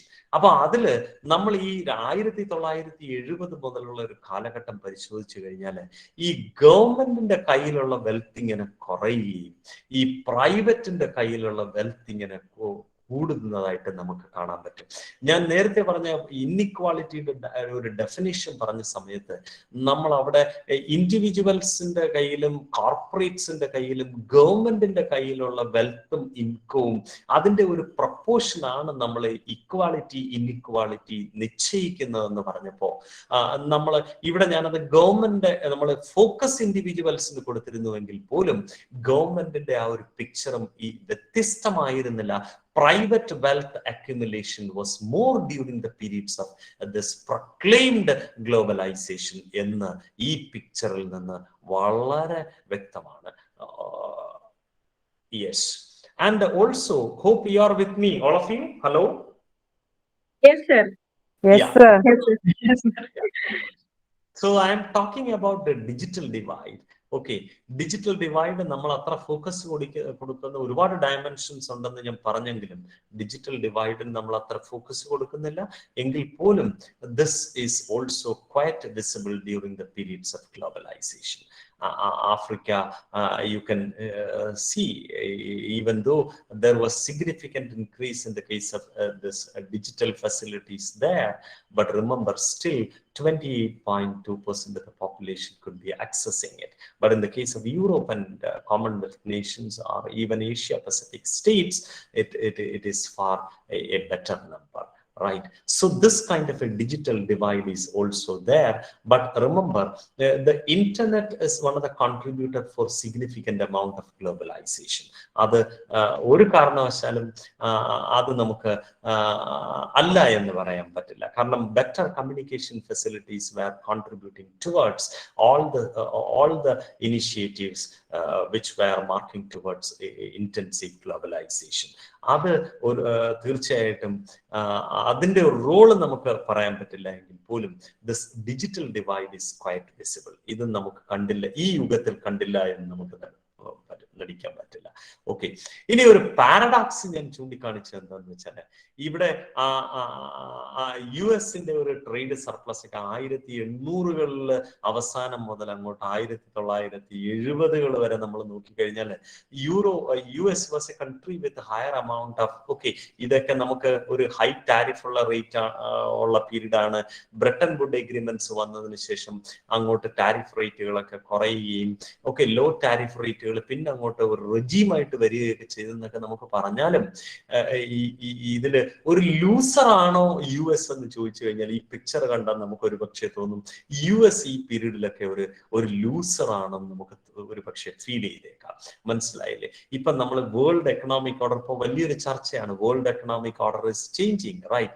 ഒരു സിംഗിൾ പോളാർ, ഒരു യൂണിപോളാർ ഗ്ലോബൽ സിസ്റ്റത്തിൽ നിന്നൊക്കെ മാറി ലോക പോലീസും ലോക ഏറ്റവും വലിയ ഈ ചർച്ചകളൊക്കെ മാറിക്കഴിഞ്ഞിട്ട് കോമ്പീറ്റൻസി നമ്മൾ എടുക്കുമ്പോൾ multiple competencies are there with many nations. Okay, അങ്ങനെ ഒരു ബൈപോളാർ ഒന്നുമല്ല, മൾട്ടി പോളാർ ഗ്ലോബൽ സിസ്റ്റത്തിലേക്ക് വരിക എന്നൊക്കെ പറയുമ്പോൾ വീണ്ടും അത് ഗ്ലോബലൈസേഷന്റെ കടക്കൽ കത്തിവയ്ക്കുന്നതിന് തുല്യമല്ലേ എന്നൊക്കെ നമുക്ക് തോന്നിയേക്കാം. ഡീ ഗ്ലോബലൈസേഷന്റെ അങ്ങേയറ്റമാണ് ഈ US സാങ്ഷൻസ് ഓൺ റഷ്യ എന്ന് പറയുന്നത്. ഞാൻ പറയുന്നത് അങ്ങനെ ചെയ്യാൻ പാടില്ലായിരുന്നു എന്നുള്ളതല്ല, പക്ഷെ അത് അതിന്റെ ഒരു ഡീ ഗ്ലോബലൈസേഷനിൽ നിന്ന് പിന്നോട്ടുള്ള അതിന്റെ കാരണം എന്തായാലും പോലും ഒരു വലിയ അളവിലുള്ള പിന്മാറ്റം എന്ന് വേണമെങ്കിൽ വിശേഷിപ്പിക്കാം. ഇപ്പോ ഇന്റർ കണക്റ്റഡ് അല്ലാത്ത ഒരു കൺട്രി ഏതാന്ന് ചോദിച്ചാൽ it is Russia. Because their currency is not accepted by many people and they are not in a position to acquire or to spend this reserve dollar with them. അപ്പൊ അത്രയുള്ള sanctions ഒക്കെ ഏർപ്പെടുത്തുമ്പോൾ again നമ്മൾ വളരെ ഒരു traditional അല്ലെങ്കിൽ ഒരു closed economical സിസ്റ്റത്തിലേക്ക് പോകുന്നുണ്ട്. ദിസ് പിക്ചർ വിച്ച് ഷോസ് ഇത് ട്രേഡ് സർപ്ലസുമായിട്ട് ബന്ധപ്പെട്ടുള്ളതാണ്, ട്രേഡ് ബാലൻസുമായിട്ട് ബന്ധപ്പെട്ടുള്ളതാണ്. അപ്പൊ ഈ പീരീഡില് US in terms of trade, you can see that US was a loser in this period, and if somebody is a loser, there would be a winner on the other side. The winner is mainly China. The winner is mainly China because China has huge trade surplus with the US, and this dollar reserve is primarily on account of this trade surplus from US. Okay, and at the beginning ഞാൻ തുടക്കത്തിൽ ഒരു കാര്യം പറഞ്ഞ ഈ faster growth rate ഈ globalization പീരീഡിൽ വളരെ കൂടുതൽ വിറ്റഴിച്ച ഒരു ടേമാണ് ഗ്രോത്ത്, ഫാസ്റ്റ് ഗ്രോത്ത് എന്നത്. All countries were trying to have more or increased growth rate. പക്ഷെ നമ്മൾ അതിനെ ഈ ഇൻഇക്വാളിറ്റി എന്ന് പറയുന്ന ഒന്ന് ഉണ്ടാക്കാതെ ഈ ഗ്രോത്ത് റേറ്റ്, ഫാസ്റ്റ് ഗ്രോത്ത് സാധ്യമാകുമോ എന്ന് ചോദിച്ചാൽ, fast growth, whether it is demanding or necessarily growth hand in hand with growing, inequality ഇല്ലാതെ ഫാസ്റ്റ് ഗ്രോത്ത് ഉണ്ടാകത്തില്ലേ എന്ന് ചോദിച്ചാൽ അതിനൊരു എവിഡൻസ് കൊടുക്കാനായിട്ട് നമുക്ക് പറ്റുന്നില്ല എന്നുള്ളതാണ്. അതായത് ഈ പറയുന്ന കണക്കുകളൊക്കെ വെച്ചുകൊണ്ട് നമുക്കങ്ങനെ fast growth was there, but inequality was also there. അപ്പൊ ഈ ഫാസ്റ്റ് ഗ്രോത്ത് ആണ് ഇൻഇക്വാളിറ്റി ഉണ്ടാക്കിയത് എന്നൊക്കെ പറയാൻ, അല്ലെ ഫാസ്റ്റ് ഗ്രോത്ത് ഉണ്ടാക്കാനുള്ള ശ്രമമാണ് ഈ country wise inequality among the കൺട്രീസിനും എന്ന് വഴിവെച്ചു എന്ന് പറയാനുള്ള എവിഡൻസുകൾ ഒന്നും തന്നെയും അവൈലബിൾ അല്ല. Even though these numbers are available, but the cause and effect relationship, this was primarily caused for this എന്ന് പറയാൻ തക്കമുള്ള സ്ട്രോങ് എവിഡൻസസുകളൊന്നും ലഭ്യമല്ല. ഇനി ഇന്ത്യയെ നമ്മൾ ഈ ഇൻഇക്വാളിറ്റിയുടെ ബേസിൽ നമ്മളൊന്ന് പരിശോധിച്ചാൽ നമുക്ക് കാണാൻ പറ്റുന്ന വളരെ അത്ഭുതകരമായ ഒരു കാഴ്ച, India is now among the most unequal countries in the world. Most unequal countries in the world. Okay, US, China, Europe, these countries are better than India. They are less unequal than India. That is a picture. The gap between the top 1% of the population and bottom 50% is the widest in India. In the case of Europe, we have seen that it is 38%, and in the case of MENA, it is 50 plus something, right? But in the case of India, it is the widest in India among major economies in the world. Okay, the gap is wider than US, UK, China, Russia, and France. Okay, if you take some of the emerging nations, and if you take some of the developed nations, you can see that ഇവരെക്കാളും ഈ വൈഡാണ് നമ്മുടെ top 1% of the population and bottom 50% of the population. Okay, why inequality exists? എന്തുകൊണ്ട് ഈ inequality exist ചെയ്യുന്നു എന്ന് ചോദിച്ചാൽ that is a very important question. അതൊരു വളരെ പ്രധാനപ്പെട്ട ക്വസ്റ്റ്യൻ ആണ്. ഇൻഇക്വാലിറ്റി ഒരു പൊളിറ്റിക്കൽ ചോയ്സ് ആണെന്നാണ് expert opinion. It is A political choice. when നമ്മൾ രാജ്യത്തുള്ള ഗവൺമെന്റുകൾ പോളിസികൾ ഫ്രെയിം ചെയ്യുമ്പോൾ ആ പോളിസികൾ ഞാൻ നേരത്തെ പറഞ്ഞ പോലെ ഗ്ലോബലൈസേഷൻ ആ ഒരു ടാർഗറ്റ് മാത്രം ഗ്ലോബലൈസേഷന്റെ ഔട്ട്കം ആയിട്ട് ലാർജർ എംപ്ലോയ്മെന്റും നേരത്തെ പറഞ്ഞതുപോലെ ലാർജർ പ്രൊഡക്ഷനും ഒക്കെയാണ് സംഭാവന എന്ന് പറയുന്നുവെങ്കിൽ പോലും നമ്മൾ ഈ നമ്പേഴ്സ് ഒക്കെ പരിശോധിക്കുമ്പോൾ അങ്ങനെ സംഭവിക്കുന്നില്ല എന്നാണ് നമ്മൾ നേരത്തെ കണ്ടത്. അപ്പൊ ഇൻഇക്വാളിറ്റി ഒരു പൊളിറ്റിക്കൽ ചോയ്സ് എന്ന് പറയാനുള്ള കാര്യം നമ്മുടെ പോളിസി ഫ്രെയിംവർക്കുകളുടെ ഒരു പോരായ്മയാണ് ഈ ഇൻഇക്വാലിറ്റിക്കുള്ള ഒരു കാരണം. അതിനുള്ള എവിഡൻസ് എന്ന് പറയുന്നത് ഒന്ന് ഇതാണ്, ഇൻകവും വെൽത്തും അതിന്റെ ഒരു 1980 ശേഷം ഇതിങ്ങനെ വർദ്ധിക്കുന്നതായിട്ട് നമുക്ക് കാണാൻ പറ്റുമെങ്കിലും ഓക്കെ, അത് എന്തുകൊണ്ടാണെന്ന് വെച്ചാൽ 80 ശേഷമുള്ള കാലഘട്ടത്തില് 1980-കൾക്ക് ശേഷം ലോകമെമ്പാടുമുള്ള മിക്ക രാജ്യങ്ങളിലും ഈ ഡീറെഗുലേഷൻ, അതായത് ഗവൺമെന്റിന്റെ റെഗുലേഷൻസ് കുറയ്ക്കുകയും ലിബറലൈസേഷൻ പ്രോഗ്രാമുകളൊക്കെ വരികയും ചെയ്തു. അത് ലോകത്തെമ്പാടും നടന്ന ഒരു സംഭവമാണ്. പക്ഷേ ഞാനീ പറഞ്ഞ ഗവൺമെന്റിന്റെ പോളിസി ഫ്രെയിംവർക്കുകൾ കൊണ്ട്, ഗവൺമെന്റിന്റെ ഡീറെഗുലേഷൻ കൊണ്ട്, പ്രൈവറ്റൈസേഷൻ മെഷേഴ്സ് കൊണ്ട്, ലിബറലൈസേഷൻ പ്രോഗ്രാംസ് കൊണ്ട് ലോകത്തിന്റെ വിവിധ ഭാഗങ്ങളിൽ ഈ പറയുന്ന പോലുള്ള ഈ ഗ്രോത്ത് ഓപ്പർച്യൂണിറ്റീസ്, ഫാസ്റ്റർ ഗ്രോത്തിന് വേണ്ടിയിട്ട്, എക്കണോമിക് ബൂമുകൾക്ക് വേണ്ടിയിട്ട് രാജ്യങ്ങളൊക്കെ വലിയ ശ്രമങ്ങൾ നടത്തിയിട്ടുണ്ടെങ്കിലും ഈ ഇൻഇക്വാലിറ്റി നമ്മൾ പരിശോധിച്ചാൽ അത് വളരെ കുറവുള്ള രാജ്യങ്ങളുമുണ്ട്, ഈ പീരീഡിൽ വളരെ കൂടുതലുള്ള രാജ്യങ്ങളുമുണ്ട്. അപ്പോ അതൊരു എവിഡൻസ് ആണ്. That is an evidence. അതായത് ഈ പോളിസി ഫ്രെയിംവർക്കുകൾ, ഞാൻ ഈ നേരത്തെ പറഞ്ഞ ലിബറലൈസേഷൻ മെഷേഴ്സും ഈ പറഞ്ഞ ഡീറെഗുലേഷൻ മെഷേഴ്സും എല്ലാ രാജ്യങ്ങളിലും ഒരേ അളവിലാണെന്ന് നമുക്ക് പറയാൻ പറ്റത്തില്ല. അപ്പൊ അതുകൊണ്ട് ഈ ഡീറെഗുലേഷൻ ആൻഡ് ലിബറലൈസേഷൻ പ്രോഗ്രാംസ് അത് അതിന്റെ ഒരു ഇമ്പാക്ട് കൊണ്ട് ഈ രാജ്യങ്ങളിൽ ഉണ്ടായിരിക്കുന്ന ഇൻഇക്വാളിറ്റിയിൽ വൈഡ് ഡിഫറൻസ് ഉണ്ട്. അപ്പൊ അതുകൊണ്ട് തീർച്ചയായിട്ടും that is an evidence four the handicapped policy framework of the ruling government for this inequality. ഈ റൈസ് യൂണിഫോം അല്ല. Even though deregulation and liberalization programs were undertaken in many parts of the globe, okay, inequality ഒരു അളവ് it is different among. Okay, അതിന് ഒരു example ആണ് ഈ US-ഉം Russia, ഇന്ത്യയൊക്കെ ഇൻഇക്വാലിറ്റിയുടെ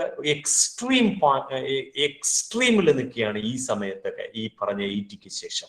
പക്ഷെ European കൺട്രീസും ചൈനയും ഒക്കെ ഈ ഇൻഇക്വാലിറ്റി കുറവാണ്. അപ്പോൾ what exactly the policy impact is more with regard to this. So that is why experts are seeing that inequality was a political choice and not an ഒഴിച്ചുകൂടാ. ഈ ഗ്ലോബലൈസേഷനുമായിട്ട് ബന്ധപ്പെട്ട് ഒഴിച്ചുകൂടാനാവാത്തെന്ന് പറയാൻ പറ്റത്തില്ല, പക്ഷേ അതൊരു പൊളിറ്റിക്കൽ ചോയ്സ് എന്നേ പറയാൻ പറ്റൂ.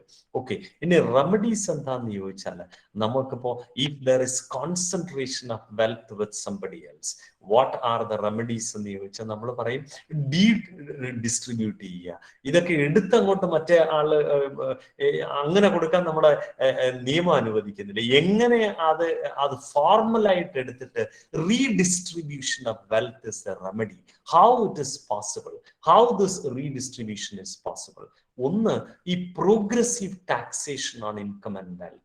പ്രോഗ്രസീവ്, നമ്മുടെ വെൽത്തിലൊക്കെ നമ്മുടെ ഇന്ത്യ എടുത്തു കഴിഞ്ഞാൽ 2015 നമ്മുടെ വെൽത്ത് ടാക്സ് ഒക്കെ അബോളിഷ് ചെയ്തു. നമുക്ക് അങ്ങനെ ഒരു വെൽത്ത് ടാക്സ് ഇല്ല. പക്ഷെ നമ്മൾ സൂപ്പർ റിച്ചിന് income tax, I mean surcharge ഏർപ്പെടുത്തിയിട്ടുണ്ട്, ഇൻകം ടാക്സ്. അതൊക്കെ ഈ സൂപ്പർ റിച്ചിന്റെ കയ്യിൽ നിന്ന് even 25% surcharge is there for super rich people.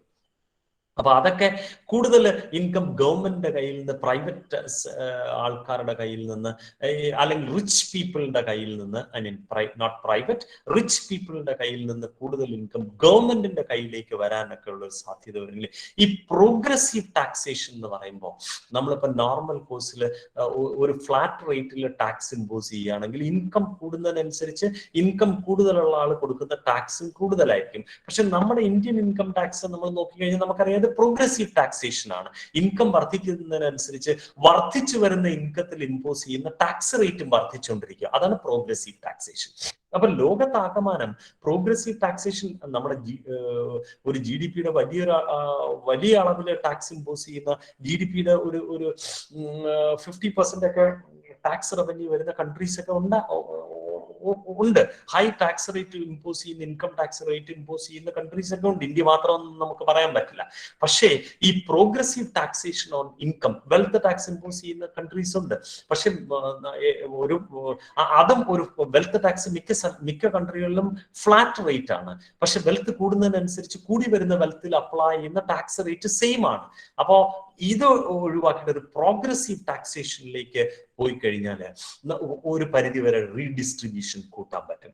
പിന്നെ ഈ ഇൻകത്തിന്റെ ഡെഫിനിഷൻ എന്ന് പറഞ്ഞാൽ നമുക്കറിയാം, നമ്മൾ ഇന്ത്യൻ ഇൻകം ടാക്സ് ഒരു എക്സാമ്പിൾ ആയിട്ട് എടുത്തു കഴിഞ്ഞാൽ അതൊരു ഇൻക്ലൂസീവ് നേച്ചറാണ്. ഇനി വെൽത്ത് എന്ന് പറയുമ്പോൾ ഈ വെൽത്ത് ടാക്സ് നമ്മൾ പല കേസുകളിലും പല രാജ്യങ്ങളും പരിശോധിച്ചു കഴിഞ്ഞാൽ ഈ റിയൽ എസ്റ്റേറ്റ് ആണ് വെൽത്ത് ആയിട്ട് കണക്കാക്കുന്നത്.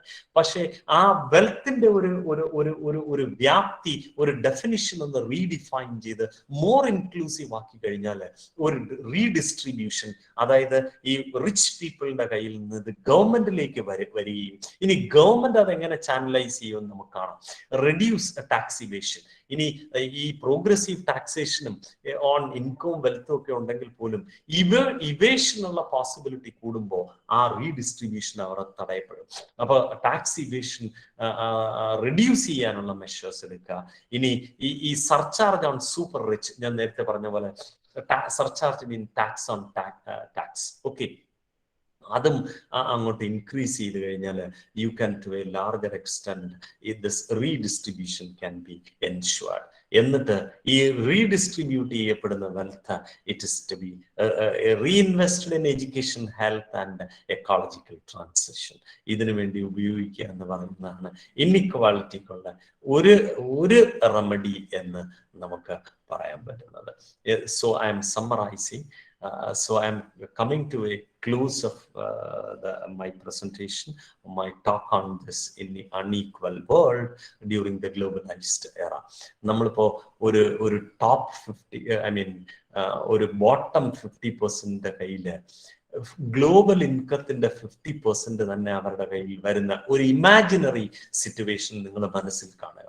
അതായത് bottom 50% of the population, okay, അവരുടെ കയ്യിൽ 50,000, I mean 50% of the global income വരണമെങ്കിൽ ഒരാളുടെ പെർ ക്യാപിറ്റ ഇൻകം $22,044 ആയിരിക്കണം. $22,044 എന്ന് പറഞ്ഞാൽ, ഞാൻ നേരത്തെ പറഞ്ഞതിന്റെ ഇന്ത്യയിലുള്ള നമ്മുടെ ഇപ്പോഴത്തെ പെർ ക്യാപിറ്റ ഇൻകം എന്ന് പറഞ്ഞാൽ $2,000 താഴെയാണ്. അപ്പൊ ആ ഒരു ഇമാജിനറി സിറ്റുവേഷൻ അങ്ങനെ വന്നാൽ the global top 10% would be capturing exactly 10% of the total. ഈ ബോട്ടത്തിന്റെ കയ്യിൽ ഇത്രയും ഇൻകം വന്നാൽ തീർച്ചയായിട്ടും ടോപ്പ് 1% ഓഫ് ദ പീപ്പിളിന്റെ കയ്യിൽ, ആ ടോപ്പ് 10% കയ്യിൽ എക്സാക്ട്ലി ഇൻകത്തിന്റെ 10% വരും. Highly equitable distribution. This is quite an extreme situation, right? Highly equitable distribution of income. ഇനി നേരെ തിരിച്ച് ഈ ബോട്ടം 50% കയ്യിൽ ഒന്നുമില്ലാത്ത അവസ്ഥ, സീറോയും, ഈ ടോപ്പ് 10% കയ്യിൽ ഒരു 100% ഓഫ് ദ ഇൻകം വരുന്ന, ഇതൊരു എക്സ്ട്രീമാണ്. ഇത് രണ്ടും എക്സ്ട്രീമാണ്. ഓക്കെ, ഒന്ന് ഹൈലി ഇക്വിറ്റബിളും ഒന്ന് ഹൈലി ഇൻഇക്വിറ്റബിൾ ഡിസ്ട്രിബ്യൂഷൻ ഓഫ് ഇൻകം ആണ്. ഓക്കെ, ഈ രണ്ട് സിറ്റുവേഷനും എക്സ്ട്രീമാണ്. ഇതിനിടയിൽ ആണ് ഇപ്പോ inequality is in between this. ഈ രണ്ട് സിറ്റുവേഷൻ ആണെന്ന് നമുക്ക് പറയാൻ പറ്റില്ല. അപ്പോ നമുക്ക് പറയാൻ പറ്റുന്നത് ഇപ്പോ ഉള്ള ഗ്ലോബലൈസ്ഡ് വേൾഡ് എന്ന് പറയുന്നത് it is an unequal world in all sense. Okay, yes, means as I said in the beginning, unequal എന്നുള്ളത് it is not a new thing. It was there since time immemorial. But remember that unequal nature is getting more and more during the globalized era. We are becoming more unequal now. Okay. Yes, with this, I close my talk and presentation on this. Thank you. You can make queries. I'll try to answer this. Okay, all of you? Yes, sir. Yes. Thank you, sir. Yeah. So, is globalized world is less equal world? We have to think about it. നമ്മൾ ഇത്രയും unequal ആണ്, among the unequal countries നമ്മൾ ഉണ്ട് എന്നൊക്കെ ആലോചിക്കുമ്പോൾ തന്നെ നമ്മൾ ഭയങ്കര യങ് കൺട്രിയാണ്. We have to compete with China. So many old generation people are there in China. So we can easily compete with China എന്നൊക്കെയായിരുന്നു നമ്മൾ കുറെയൊക്കെ ആലോചിച്ചത്. പക്ഷെ we have to think why we are among the unequal countries in the world.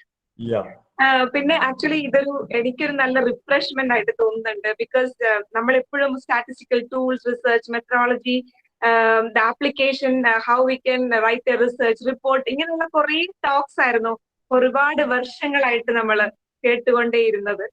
അപ്പൊ അതിന് ഇടയിൽ ഒരു നല്ലൊരു ടോക്ക്, നല്ലൊരു ക്ലാസ് കേട്ടപ്പോ ആക്ച്വലി എനിക്ക് തോന്നുന്നു almost all the faculties will be refreshed now, right? So if you have any query you can ask. ഞാൻ എൻ്റെ ഒരു സെറ്റപ്പ് ഇതല്ല, നമ്മുടെ ഓഫീസ് മുറിയിൽ കറണ്ട് കിട്ടുന്നില്ല, മനസ്സിലായില്ലേ? എനിക്കൊരു ഇരിപ്പിടമൊക്കെ ഉണ്ട്. ആ ഇരിപ്പിടത്തിൽ കറണ്ട് കിട്ടും. ഇതിപ്പോ ഞാനൊരു അതുകൊണ്ടാണ് ഈ പുറകിൽ കൂടെ ഒക്കെ ആളുകൾ അങ്ങോട്ടും ഇങ്ങോട്ടും ഒക്കെ പോകുന്നത് കാണുന്നത്. റെക്കോർഡ് ചെയ്യപ്പെടുന്നുണ്ടെങ്കിൽ ചിലപ്പോൾ ഒരുപക്ഷെ വേറെ നിവർത്തിയില്ല. ഇവിടെ ഈ ഒരു ബാക്കപ്പ്, എന്റെ മുറിയിലും ബാക്കപ്പ് കിട്ടിക്കൊണ്ടിരുന്ന, എന്തുകൊണ്ടോ അവിടെ കിട്ടുന്നില്ല. I don't know. മസൂൻ സാറുണ്ടോ? ഉണ്ട് സാറേ, ഞാൻ കേട്ടുകൊണ്ടിരിക്കുകയായിരുന്നു.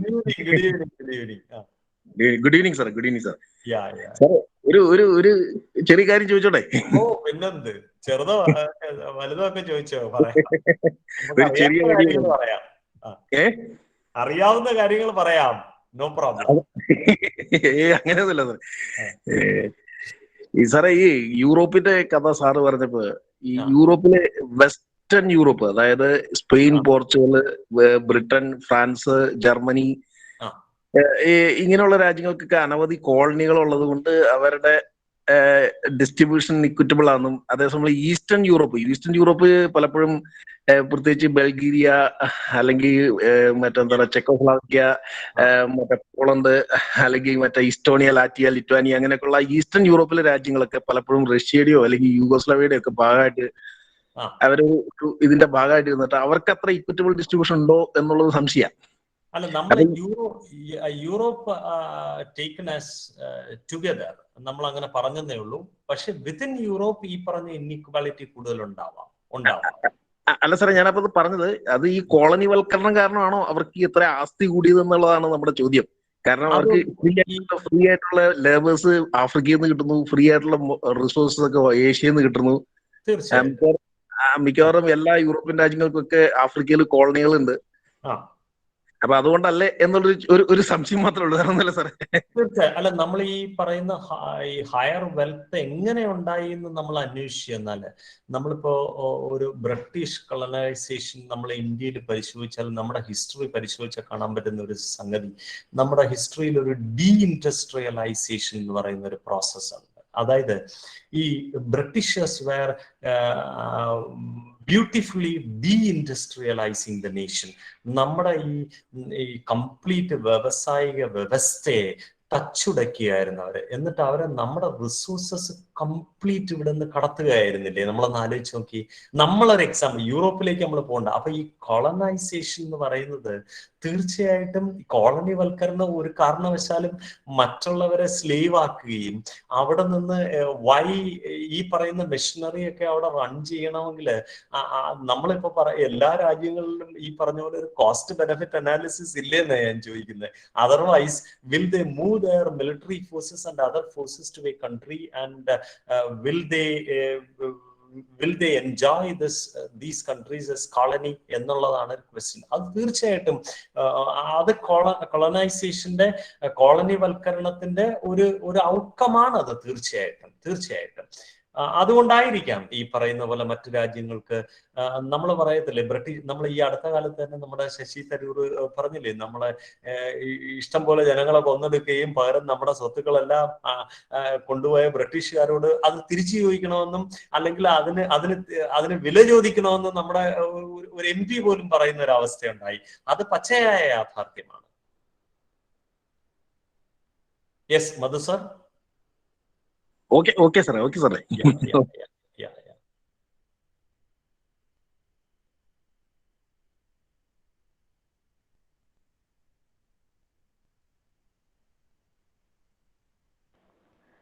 Hello, good evening, sir. Yes, sir. Yes, madam. I am from AMC, a group of education institution, Manishi. Inequality is one of the important problem in a developing economy. So, is it a necessary evil to achieve growth in an economy? No. The reverse. At the same time. Because the blame is on faster growth, right? Okay. If you take the economies, the developing economies may be having higher rates than developed economies, right? That is quite natural, right? So everybody is blaming about when a country is focusing more on, when some countries are focusing more on growth, okay, they will be framing up their economic policies so as to have higher growth, right? So when growth becomes നമ്മുടെ ഒരു India development report എന്ന് പറഞ്ഞ there was a report during 2008 that report was saying that even though India is achieving higher growth rate, the growth rate of India is lopsided growth in the sense that growth without equity, that is a major claim by India development report. growth without equity and growth without giving more employment. Okay, growth if employment namakariya employment in the sense that at the bottom of the pyramid is looking for employment in all sectors, right? But the kind of remuneration, even though labor reforms are there, the kind of remuneration, the minimum pay, all these are significantly lower in emerging nations, right? Even though productivity is higher with China, you know about the hourly rate in China is much lower, right? Right, the productivity is more with the people, but the labor rate is very low. So normally these kind of faster growth would be achieved in many policy measures or many forms as we discussed. Okay, ഇതുപോലെയൊക്കെയാണ് ഗ്രോത്തുകളുടെ ഒരു accumulation എന്ന് പറയുന്നത്. സ്വാഭാവികമായിട്ടും it will lead to this inequality, right? Yes. Okay, thank you, sir. Yes, it's all right.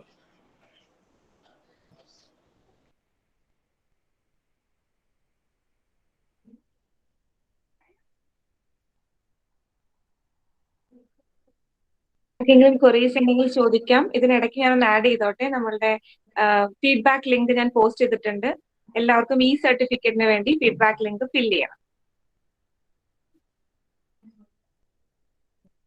ഇന്നുകൂടിയുള്ളോ? Sir, 2 ദിവസം. So questions ഇല്ല എന്ന് വിചാരിക്കുന്നു. Ranjini, yes. Good evening sir.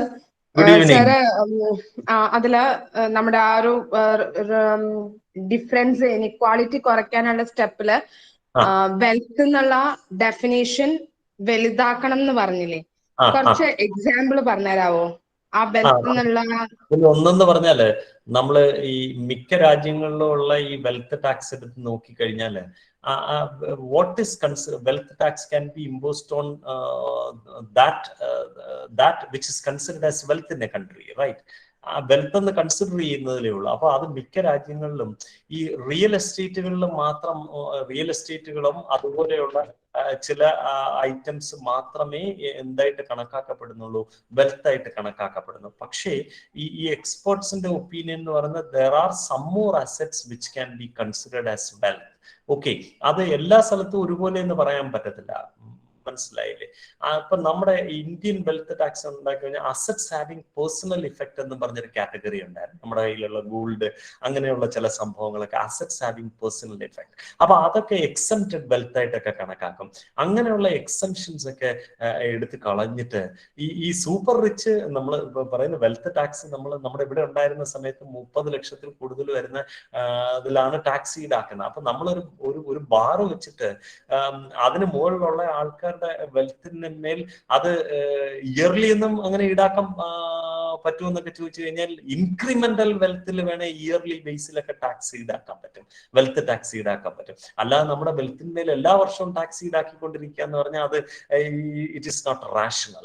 Incremental വെൽത്തിന്മേൽ നമുക്ക് വേണമെങ്കിൽ ടാക്സ് ഇംപോസിഷൻ വേണമെങ്കിൽ കൊണ്ടുവരാം. അപ്പൊ അവിടെ വെൽത്തിന്റെ ഡെഫിനിഷൻ വൈഡൻ ചെയ്യാന്ന് ഉദ്ദേശിച്ച് what is to be considered as wealth എന്ന് പറയുന്നത് ഞാനിപ്പോ പറഞ്ഞ 1-2 എക്സാമ്പിളുകൾ. ഇപ്പൊ real estate in most of the nations, okay, and there are many exclusions from the definition of wealth. അത് പലതും അതൊക്കെ റാഷണൽ ആയിട്ട് തിങ്ക് ചെയ്ത് depending on the nature of the country, the nature of the people who are owning assets. ഇപ്പൊ നമ്മളിപ്പോ പറഞ്ഞ crypto കറൻസികൾ എന്ന് പറയുന്ന അതൊന്നും ആർക്കും എത്രത്തോളം ഉണ്ടെന്ന് പോലും അറിയാൻ പറ്റത്തില്ല, കാരണം അത്രയ്ക്ക് അനോണിമസ് ആയിട്ട് നടക്കുന്ന സാധനം. അപ്പോൾ വെൽത്തിന്റെ ഡെഫിനിഷനിലേക്ക് ഒരുപാട് കാര്യങ്ങൾ ഇതുപോലെ കൊണ്ടുവരാൻ പറ്റും. അതൊക്കെ ഒരു റാഷണൽ ടാക്സേഷന്റെ ഭാഗമായിട്ട് കൊണ്ടുവരാൻ ശ്രമിച്ചാൽ ഈ പറയുന്ന പോലുള്ള ഈ റീഡിസ്ട്രിബ്യൂഷനുള്ള സാധ്യത കൂടും എന്നുള്ള അർത്ഥത്തിലാണ് അത് പറഞ്ഞത്. Okay sir, thank you.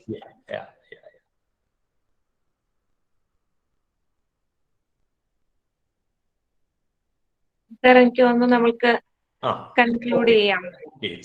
So I would like to welcome the research scholar of CUSAT and the Faculty of Commerce of Sree Narayana College, Nattika, Priyanka teacher, for the formal vote of thanks. Thank you, Sree teacher.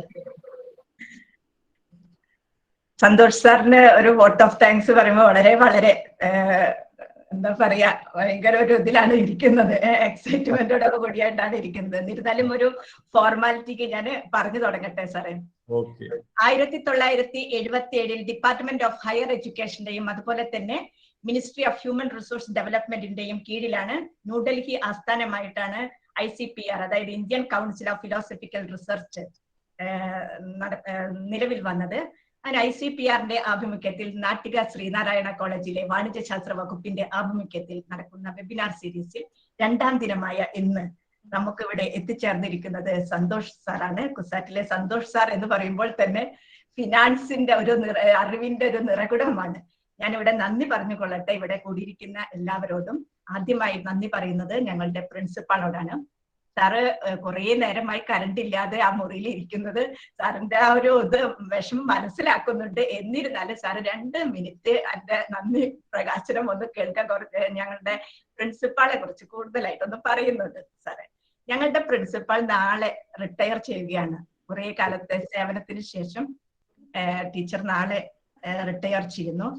Teacher ഞങ്ങളുടെ കോളേജിൽ വന്നത് 2018 May 25-നാണ് ഞങ്ങളുടെ കോളേജിലേക്ക് വന്നത്. ഞങ്ങളുടെ കോളേജിൽ ഏറ്റവും കൂടുതൽ കാലം പ്രിൻസിപ്പാളായി സേവനം അനുഷ്ഠിച്ചതാണ് ഡോക്ടർ റീന രവീന്ദ്രൻ അവറുകൾ.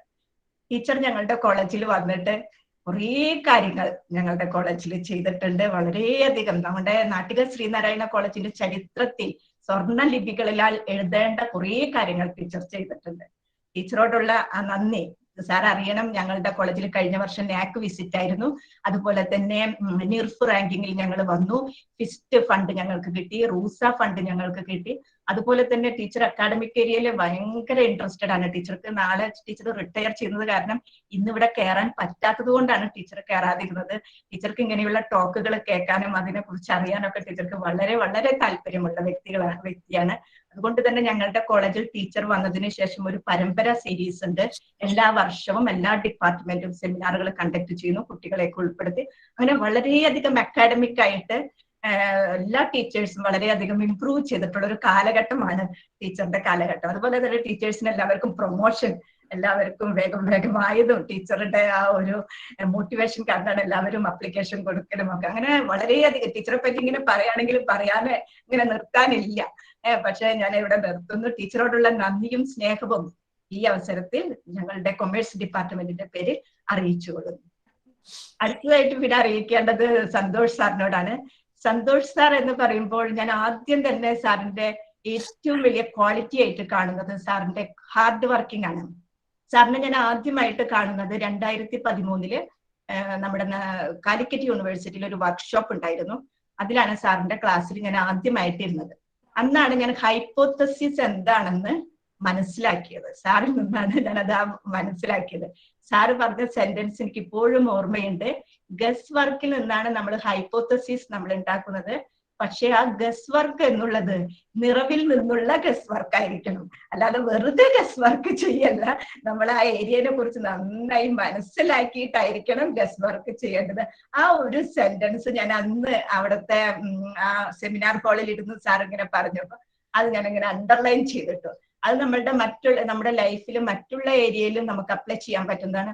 ഒന്നും നമ്മൾ ഗസ് ചെയ്യരുത്. നമ്മൾ അത് മുഴുവനായിട്ട് അറിഞ്ഞതിന് ശേഷമായിരിക്കണം നമ്മൾ അതിനെക്കുറിച്ച് ഒരു ഇന്റർപ്രിറ്റേഷൻ കൊടുക്കേണ്ടതും എന്നുള്ള ആ ഒരു മോറൽ ഒരു വാല്യൂസും കൊടുക്കുന്ന തരത്തിലുള്ള ടോക്കായിരുന്നു സാറിന്റെ അന്നത്തെ. അതുപോലെ തന്നെ ഞാൻ CUSAT, പിന്നെ ഞാൻ കോലഞ്ചേരി സെന്റ് പീറ്റേഴ്സ് കോളേജിൽ ഒരു നമ്മുടെ കൊമേഴ്സ് അസോസിയേഷന്റെ ഒരു സെമിനാറിന് വന്നപ്പോൾ സാറിനെ പരിചയപ്പെട്ടിട്ടുണ്ട്. അങ്ങനെ സാറിനെ നന്നായിട്ട് അവിടെ തൊട്ടാണ് അറിഞ്ഞു തുടങ്ങിയത്. പിന്നെ CUSAT-ലെ സ്കോളറായപ്പോ ഇടയ്ക്കിടയ്ക്ക് ഞാൻ വല്ലപ്പോഴും ഞാൻ വരുമ്പോ എല്ലാ ക്യാബിനിലും ഞാനൊന്ന് കയറാറുണ്ടല്ലോ. അപ്പൊ ഞാൻ സാറിന്റെ ക്യാബിനിലും കയറും. അപ്പോഴൊക്കെ ഞാൻ എപ്പോഴും കാണുന്ന ഒരു ഇതാണ്, സാർ എപ്പോഴും ലാപ്ടോപ്പിന്റെ മുന്നിൽ ഇരുന്ന് എന്തെങ്കിലും വർക്ക് ചെയ്യുകയായിരിക്കും. എപ്പോഴും ഹാർഡ് വർക്ക് എന്തെങ്കിലും ചെയ്യുന്നത് അല്ലാണ്ട് വെറുതെ ഇങ്ങനെ നിൽക്കുന്നത് ഞാൻ സാറിനെ കണ്ടിട്ടേ ഇല്ല. എല്ലാവർക്കും ഒരു റോൾ മോഡലാണ് സാർ. സാറ് ഇങ്ങനെയൊക്കെ വർക്ക് ചെയ്യുമ്പോൾ ഞാനൊക്കെ ഇങ്ങനെ വിചാരിക്കും അവിടെ നിന്ന് ഇറങ്ങിപ്പോ വരുമ്പോ, അയ്യോ ഞാൻ ഇത്ര നാളായിട്ട് റിസർച്ച് പോലും എടുത്തിട്ടില്ലല്ലോ, PhD പോലും എടുത്തിട്ടില്ലല്ലോ എന്നൊക്കെ ആലോചിക്കാറുണ്ട്. സാറിന്റെ ഇന്നത്തെ ടോക്ക്, ഇന്നത്തെ ഇതില് നമ്മളിപ്പോ ന്യൂ ഇൻഡസ്ട്രിയൽ പോളിസി 1991 അതിൽ നമ്മൾ ആദ്യം തന്നെ കേട്ടിരിക്കുന്നതാണ് LPG, ലിബറലൈസേഷൻ, പ്രൈവറ്റൈസേഷൻ, ഗ്ലോബലൈസേഷൻ. അപ്പൊ നമ്മൾ എപ്പോഴും കുട്ടികൾ ഗ്ലോബലൈസേഷൻ എന്ന് പറയുമ്പോൾ നമ്മൾ എപ്പോഴും അറിയാതെ ചിന്തിക്കുന്നത് കൊമേഴ്സ് ആസ്പെക്ട്സിലായിരിക്കും. പക്ഷെ സാർ ഇന്നിങ്ങനെ അവിടെ തൊട്ടാണ് ടോക്ക് സാറിന്റെ തുടങ്ങിയത്. ഗ്ലോബലൈസേഷൻ എന്നുള്ളത് ഒരു കൊമേഴ്സ് മാത്രമല്ല, കൾച്ചർ, ടൂറിസം, അങ്ങനെ എല്ലാ ഏരിയയിലും നമ്മൾ തൊട്ട് പോകുന്നതാണ് ഗ്ലോബലൈസേഷൻ എന്നുള്ള ഒരു തിരിച്ചറിവ് ഞങ്ങളുടെ കുട്ടികൾക്ക് ഇന്ന് ഉണ്ടായിട്ടുണ്ടായിരിക്കുമെന്ന് നല്ല ഉറപ്പുണ്ട്. അതോടൊപ്പം തന്നെ ഇൻഇക്വാളിറ്റിയിലേക്ക് വന്നപ്പോൾ വളരെ ശരിക്കും അതിശയിച്ചു പോയിട്ടോ. ശ്രീല ടീച്ചർ പറഞ്ഞ പോലെ തന്നെ ഇന്ത്യ അതിൽ നമ്പർ 1 ആയിക്കൊണ്ടേയിരിക്കുന്നു.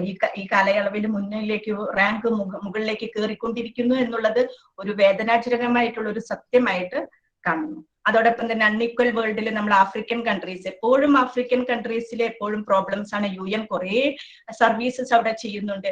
ഞാൻ അപ്പോൾ എപ്പോഴും ആലോചിക്കാറുണ്ട്, എത്രയോ കാലമായി ഇത്രമാത്രം ബുദ്ധിമുട്ടിക്കുന്ന ഒരു രാഷ്ട്രം നമ്മളുടെ ആഫ്രിക്കൻ കൺട്രീസ്, അവിടെ എന്തുകൊണ്ട് ഇപ്പോഴും അങ്ങനെ തന്നെയാകുന്നു, അൺഈക്വൽ ആയിട്ട് തന്നെ പോകുന്നു. അപ്പോഴാണ് സാറിന്റെ പിന്നത്തെ സ്ലൈഡിൽ വന്നത് പൊളിറ്റിക്കൽ ഇൻട്രസ്റ്റ്, പൊളിറ്റിക്കലായിട്ടുള്ള പോളിസീസ് ഇംപ്ലിമെന്റ് ചെയ്യുന്നതിൽ അങ്ങനെ കുറച്ചു പേര് ഉണ്ടാകണം എന്ന് ചിലപ്പോൾ കുറച്ചു പേർക്ക് താല്പര്യം ഉണ്ടാകും.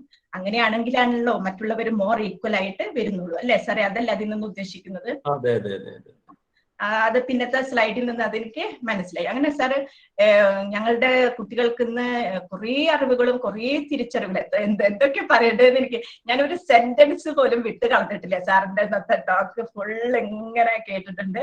അതുകൊണ്ട് തന്നെ എന്തൊക്കെ പറയേണ്ടതെന്നും കൂടി എനിക്ക് അറിയുന്നില്ല.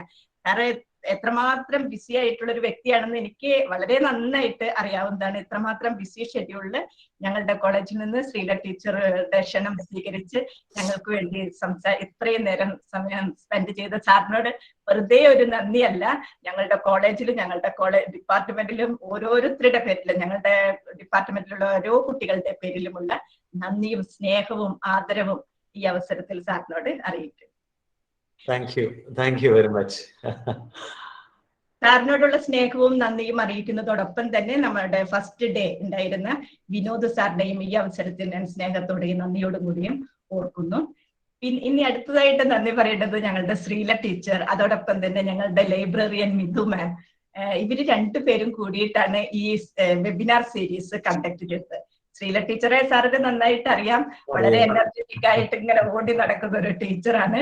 ടീച്ചർ ഇങ്ങനെ ഇരുന്ന് ഇങ്ങനെയുള്ള ഫണ്ടഡ് ആയിട്ടുള്ള കാര്യങ്ങളൊക്കെ എവിടെ നിന്നൊക്കെ സംഘടിപ്പിക്കാം എന്ന് ഇങ്ങനെ നെറ്റൊക്കെ സെർച്ച് ചെയ്ത് എപ്പോഴും അതിനെ കുറിച്ച് ഇങ്ങനെ നോക്കുന്ന ഒരു ടീച്ചർ. അതനുസരിച്ച് അതിനൊക്കെ ആപ്ലിക്കേഷൻ കൊടുക്കുന്നു, അതിന്റെ മെയിൽ വരുന്ന് നോക്കിയിരിക്കുന്നു, അതിന് റിപ്ലൈ കൊടുക്കുന്നു. അങ്ങനെ വളരെ ക്ഷമാപൂർവ്വം ഇങ്ങനെയുള്ള ഈ വർഷം തന്നെ ഇപ്പൊ 2ാമത്തെ ഒരു ഫണ്ടഡ് വെബിനാർ സീരീസ് ആണ് ശ്രീല ടീച്ചർ കണ്ടക്ട് ചെയ്യുന്നത്. ഞങ്ങളുടെ ഡിപ്പാർട്ട്മെന്റിന് വലിയൊരു മുതൽക്കൂട്ടാണ് ശ്രീല ടീച്ചർ. ശ്രീല ടീച്ചറോടുള്ള സ്നേഹവും ബഹുമാനവും ഈ അവസരത്തിൽ അറിയിക്കുന്നു. പിന്നെ ഞങ്ങളുടെ ലൈബ്രറി എന്നുള്ളത് ഞങ്ങളുടെ അലുമിനി കഴിഞ്ഞ നാക് പീരീഡില് കൺസ്ട്രക്ട് ചെയ്തതാണ് സാറേ. ആ ലൈബ്രറിയില് 2-3 വർഷമായിട്ടാണ് പുതിയൊരു ലൈബ്രറിയൻ വന്നിട്ടുള്ളത്, മിഥു മാം. മാം വന്നതിന് ശേഷം വളരെയധികം മാറ്റങ്ങൾ ഞങ്ങളുടെ ലൈബ്രറിയിൽ ഉണ്ടായിട്ടുണ്ട്. കുട്ടികൾ കുറെ പേര് ലൈബ്രറി വിസിറ്റ് ചെയ്യുന്നുണ്ട്. നല്ലൊരു ലൈബ്രറി ആയിട്ട് മാറ്റിയതും അതോടൊപ്പം തന്നെ ഈ വെബിനാർ സീരീസ് കോർഡിനേറ്റ് ചെയ്യുന്നതിൽ ശ്രീല ടീച്ചർക്ക് കൂട്ടായി നിന്നതിലും മിഥു മേമിനോടുള്ള സ്നേഹവും നന്ദിയും ഡിപ്പാർട്ട്മെന്റ് ഓഫ് കൊമേഴ്സിന്റെ വക അറിയിച്ചു കൊള്ളുന്നു. പിന്നെ ഇനി നന്ദിയും സ്നേഹവും അറിയിക്കാനുള്ളത് കർത്ത സാറുണ്ട്, പിന്നെ വേറെ കുറെ ടീച്ചേഴ്സ് മറ്റുള്ള കോളേജുകളിൽ നിന്നൊക്കെ കുറെ ടീച്ചേഴ്സ് ഒക്കെ എത്തിയിട്ടുണ്ട്, അവരോടൊക്കെ അറിയിക്കുന്നു. അതോടൊപ്പം തന്നെ പ്രത്യേകിച്ച് പറയേണ്ട ആവശ്യമൊന്നുമില്ല, ഞങ്ങളുടെ ഡിപ്പാർട്ട്മെന്റിലുള്ള എല്ലാ ടീച്ചേഴ്സും ഞങ്ങളുടെ കോളേജിലെ മറ്റുള്ള ടീച്ചേഴ്സ് പിന്നെ സ്നേഹം നിറഞ്ഞ എന്റെ കുട്ടികളെ എല്ലാവരോടുള്ള സ്നേഹം ഈ അവസരത്തിൽ അറിയിച്ചുകൊണ്ട് നന്ദി. സാറേ ഓക്കെ, വളരെ ലെങ്തി ഒരു വലിയൊരു ടീച്ചർ ഉറങ്ങി കിടപ്പുണ്ടല്ലോ. ഇനിയും കുറെ പറയാൻ തോന്നി പക്ഷെ